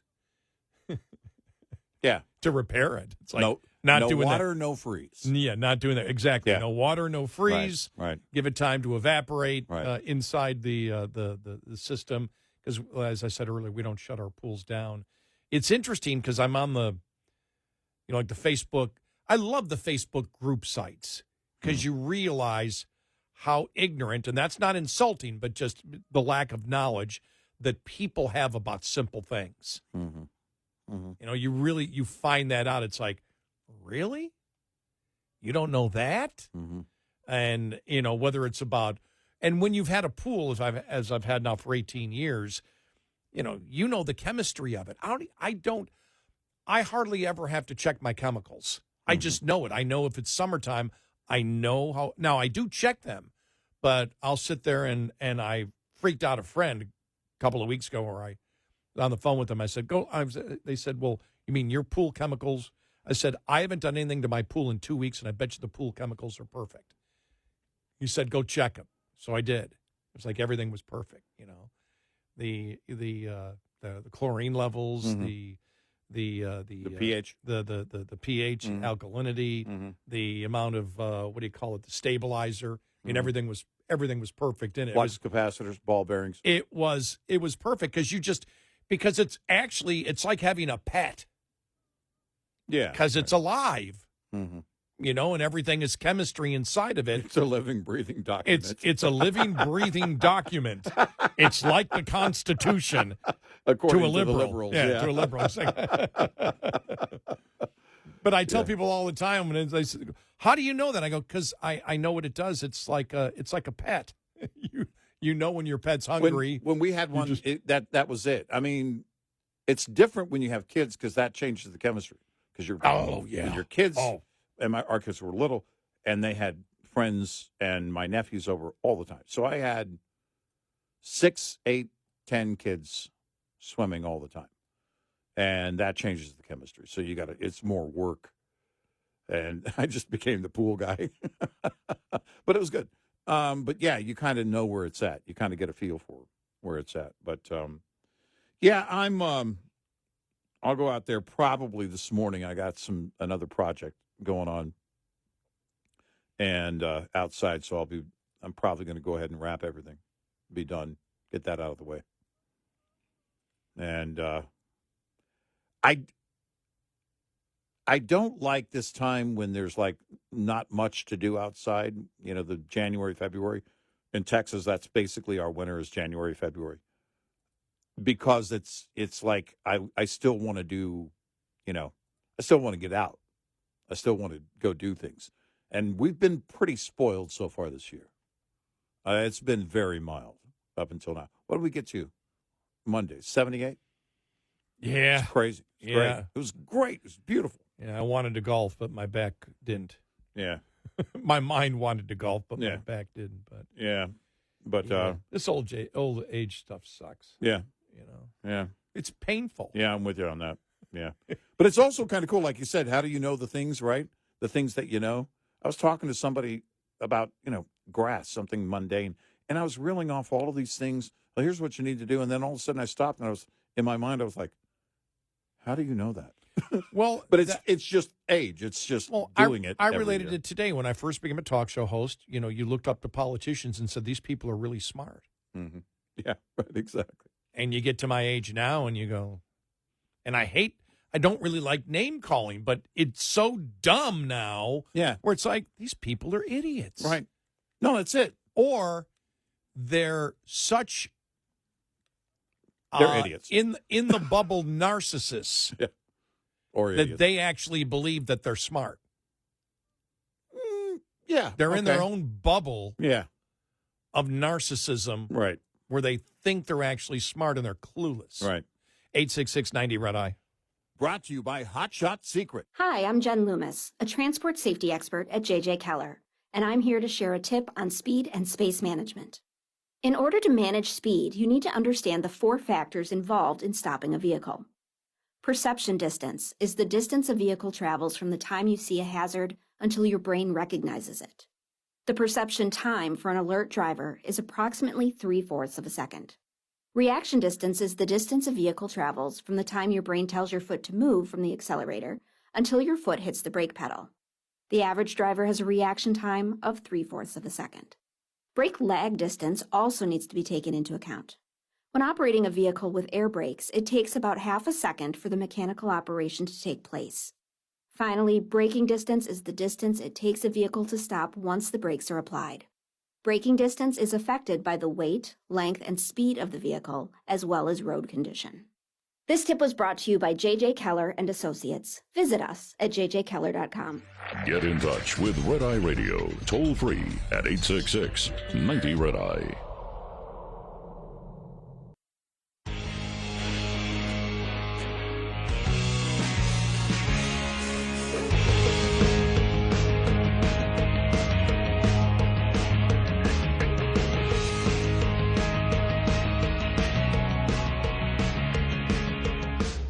And Tonight Radio, he's Eric Harley, and I'm Gary McNamara. Good morning.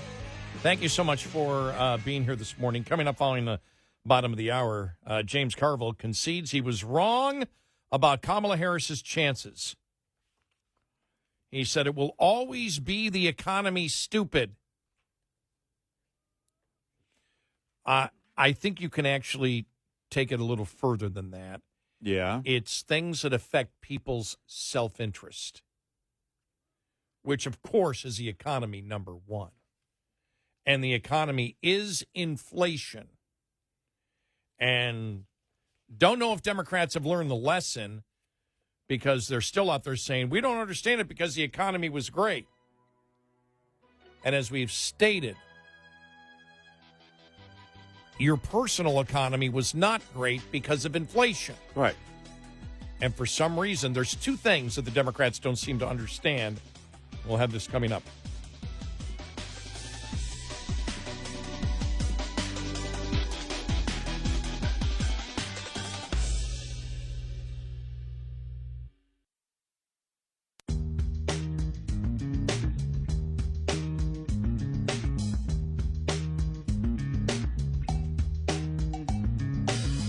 You're listening to Red Eye Radio from the Uniden America Studios. It's Red Eye Radio. He's Eric Harley, and I'm Gary McNamara. This article here, Democratic strategist James Carville conceded in an op-ed Thursday that he was wrong about the election. Take him. Did we need him to say that he was wrong? Took him till January 2nd to figure that out. Yeah. That he was wrong on the election after repeatedly predicting Vice President Kamala Harris would win, and that the results boiled down to the economy. I thought Kamala would win. I was wrong. While I'm sure we Democrats can argue that the loss wasn't a landslide or take a little solace in our House performance, the most important thing for us now is to face that we were wrong and take action on the prevailing why. Carville previously wrote an op-ed for the New York Times headline, 3 reasons I'm certain Harris will win, and said during a pre-election interview on MSNBC that Harris would beat Trump because the president-elect is stone blank nuts.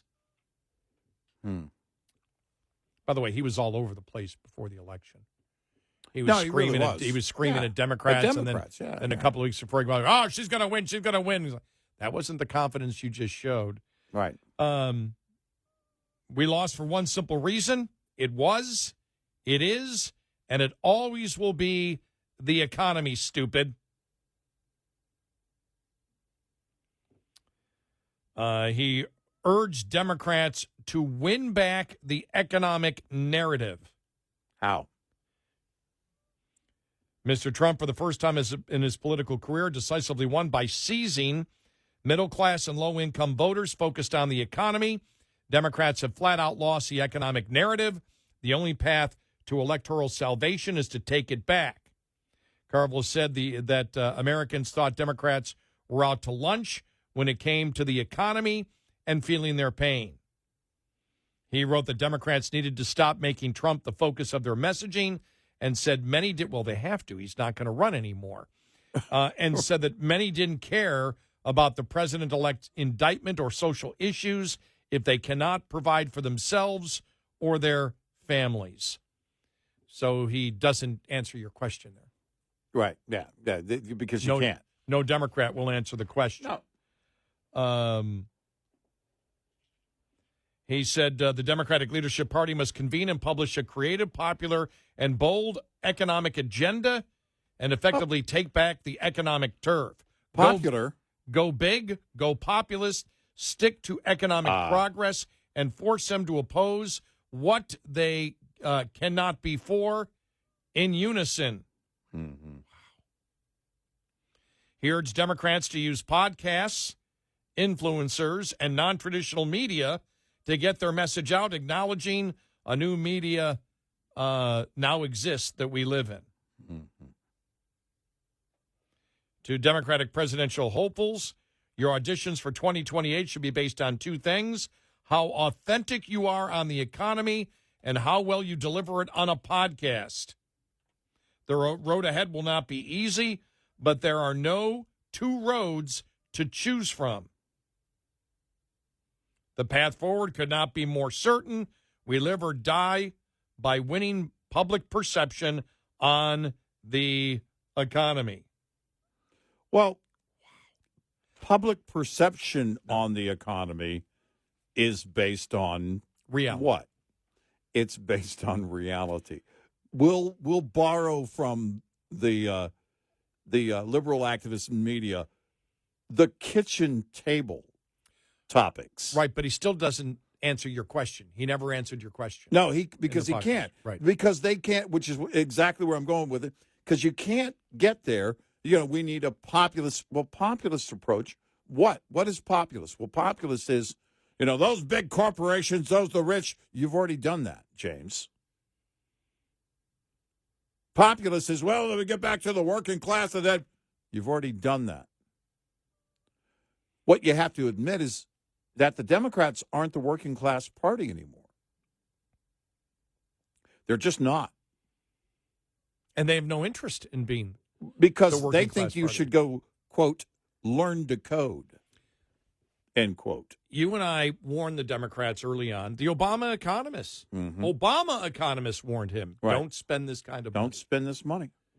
Lawrence Summers. Are Democrats, if they had power today, would they be cutting the budget? Would they be talking about cutting the budget? No, they'd be they would be trying to manipulate the American people to the extent, to the tune of trillions and trillions more dollars on things like the Green New Deal.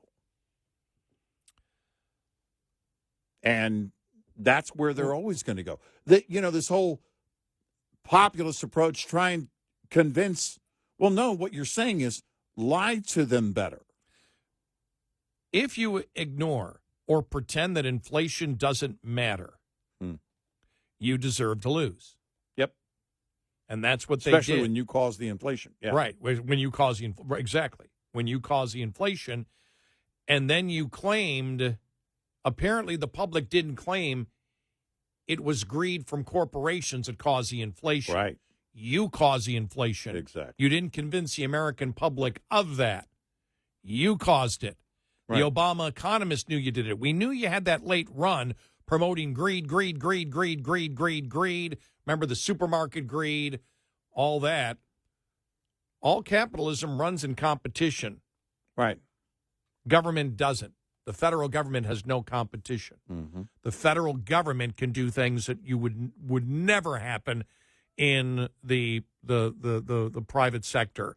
And what they did here was, with so much during COVID, and then with the what did they call it? The 1.9 trillion, whatever that bill was called. When they did that, they were warned it's going to put it over the top. You had too much money chasing too few goods. Mm-hmm. And you had a Fed policy to keep interest rates extremely low, to print money to buy your own debt. Right. This isn't rocket science. Nope. And so every single time we have had long-term inflation over 2%, every single time, it's been because of government action. You ignored it. We said early on that inflation is worse than a recession. In a recession, you may have 10% unemployment. Mm-hmm. You could have 12% unemployment. Mm-hmm. But the rest of the people are working. And because you have fewer people working, there's fewer dollars chasing those goods. Right. That means you moderate prices. You don't have inflation. Right. When you have inflation, it hurts across the board. Everything hits across the board. Yep. You ignored that and pretended it didn't exist and told the American public early on that inflation was transitory.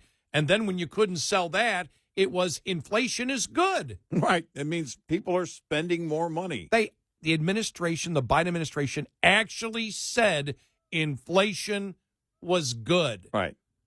Well, I'm sorry, but you're a bunch of morons if you think you can sell that political message. Yep. And tell people you're not feeling what your reality actually is. Right. But they did that on every front. Inflation, the border is secure, and everything is fine with Biden. Right. And then you take everything else, which was cuckoo. Yeah. Sorry, you're promoting cuckoo stuff. Yep. When you say the border is secure and everybody knows that it's not. And on the border now, what they're trying to sell you now. Now they're trying to salvage and say Biden solved the problem of the border because we have fewer people crossing the border. Right. Because they're flying them in from other countries. Right. No, remember, we said that about a week before. Yeah, we said they were going to do that, yeah. We said, well, the next thing they will tell you is, no, people aren't crossing the border. Well, no, because they're going to start putting them on airplanes, and sure as hell they did. Right.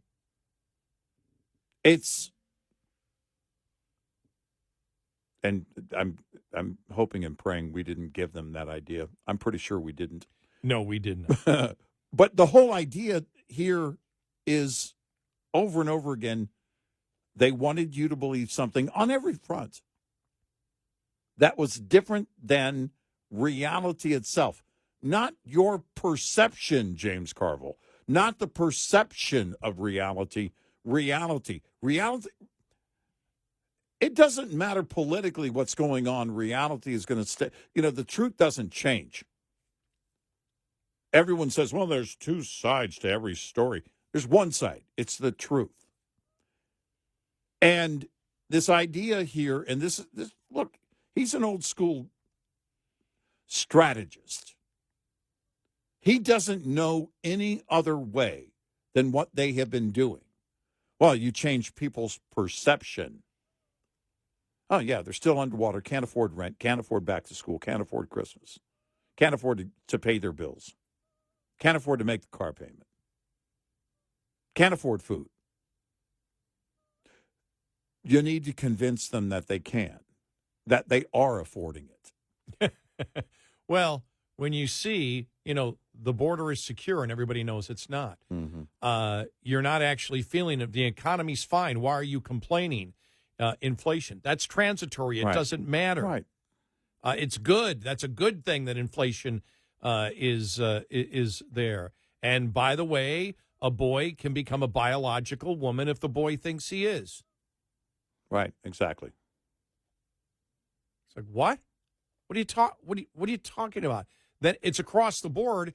You are telling people stuff they know isn't true, and then you're gaslighting and insulting them every day with Karine Jean-Pierre. Yeah. What are you talking about? What are you talking about? Everything's fine. Everything's fine. And so that's why you lost. And nowhere in there do they say, well, what's the economic message going to be? Right. What's your economic message going to be? You know, it's interesting because Wall Street Journal had an article, and it was talking about Jimmy Carter, comparing Jimmy Carter to Biden, saying, look at the similarities. And they talk about, Carter's foreign policy, and the hostages, what he did, trying to negotiate, treaties with Russia and how that failed miserably, and inflation. Yeah. And they said the problem is, though, with Carter didn't cause the inflation. He just couldn't solve it. And they make the point, Biden caused the inflation. Yeah. Right. And he goes, but if you look at it, very similar. And we had talked about that. They need to go back and look at what it had, because we said, look at Carter. Yep. And Carter was the example to Biden. Yep. This is example right there. Well, it's not going to affect us. Well, if you don't look at history and see what mistakes were made, but I don't see how they can change, because Democrats have to spend money. I was watching YouTube podcasts from both Canada and Australia. Horrible housing problems. Horrible. Canada is way worse than the United States when it comes to affordable housing and apartments right now. Yeah. And so what are they talking about? You got Trudeau, even in Australia. Well, we need to invest more in affordable homes. It's like, no. The problem is the government interference in there. Right. We've That's causing the cost to go through the roof. Over and over again, the cost to government. 866-98-RED-EYE. We'll be right back with more Red Eye Radio with Eric Harley and Gary McNamara.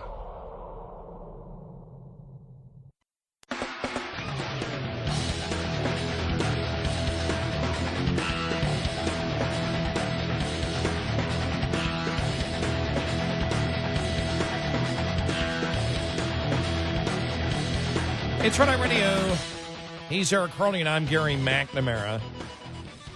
And so it's interesting when we talk about James Carville, and it was interesting when I started, saying, he said, it's always the economy, stupid. So here's what they have to do. And you asked me in the beginning when I started reading what Carville was saying. Yeah, but what specifically is he going to do? What specifically are you going to change? Yeah. What are they going to market? Yeah. They're marketing, when they need to market a populist economic message. Yeah. And you ask, what does that mean? What does that mean? Exactly. And I kept reading, and it was like, they don't explain it. Right. Nobody on the Democrat side explains precisely what they have to do to win an election, except the generic thing of, well, we need to have a populist economic agenda. Well, what does that mean? Right. And what was interesting, as I told you when I was, and we'll talk more about this coming up following the top of the hour, was fascinating just listening to some of the, and watching some of the podcast and influencers from Canada and Australia talk about the housing market there. And saying the housing markets are horrible there, and they're screaming. And you've got the liberals saying, well, the problem is the government needs to invest more. Like, we can't, because the debt's killing us, and inflation will then rise. Right. And the other side saying, well, you need to let the private sector do it. And we'll get to that coming up.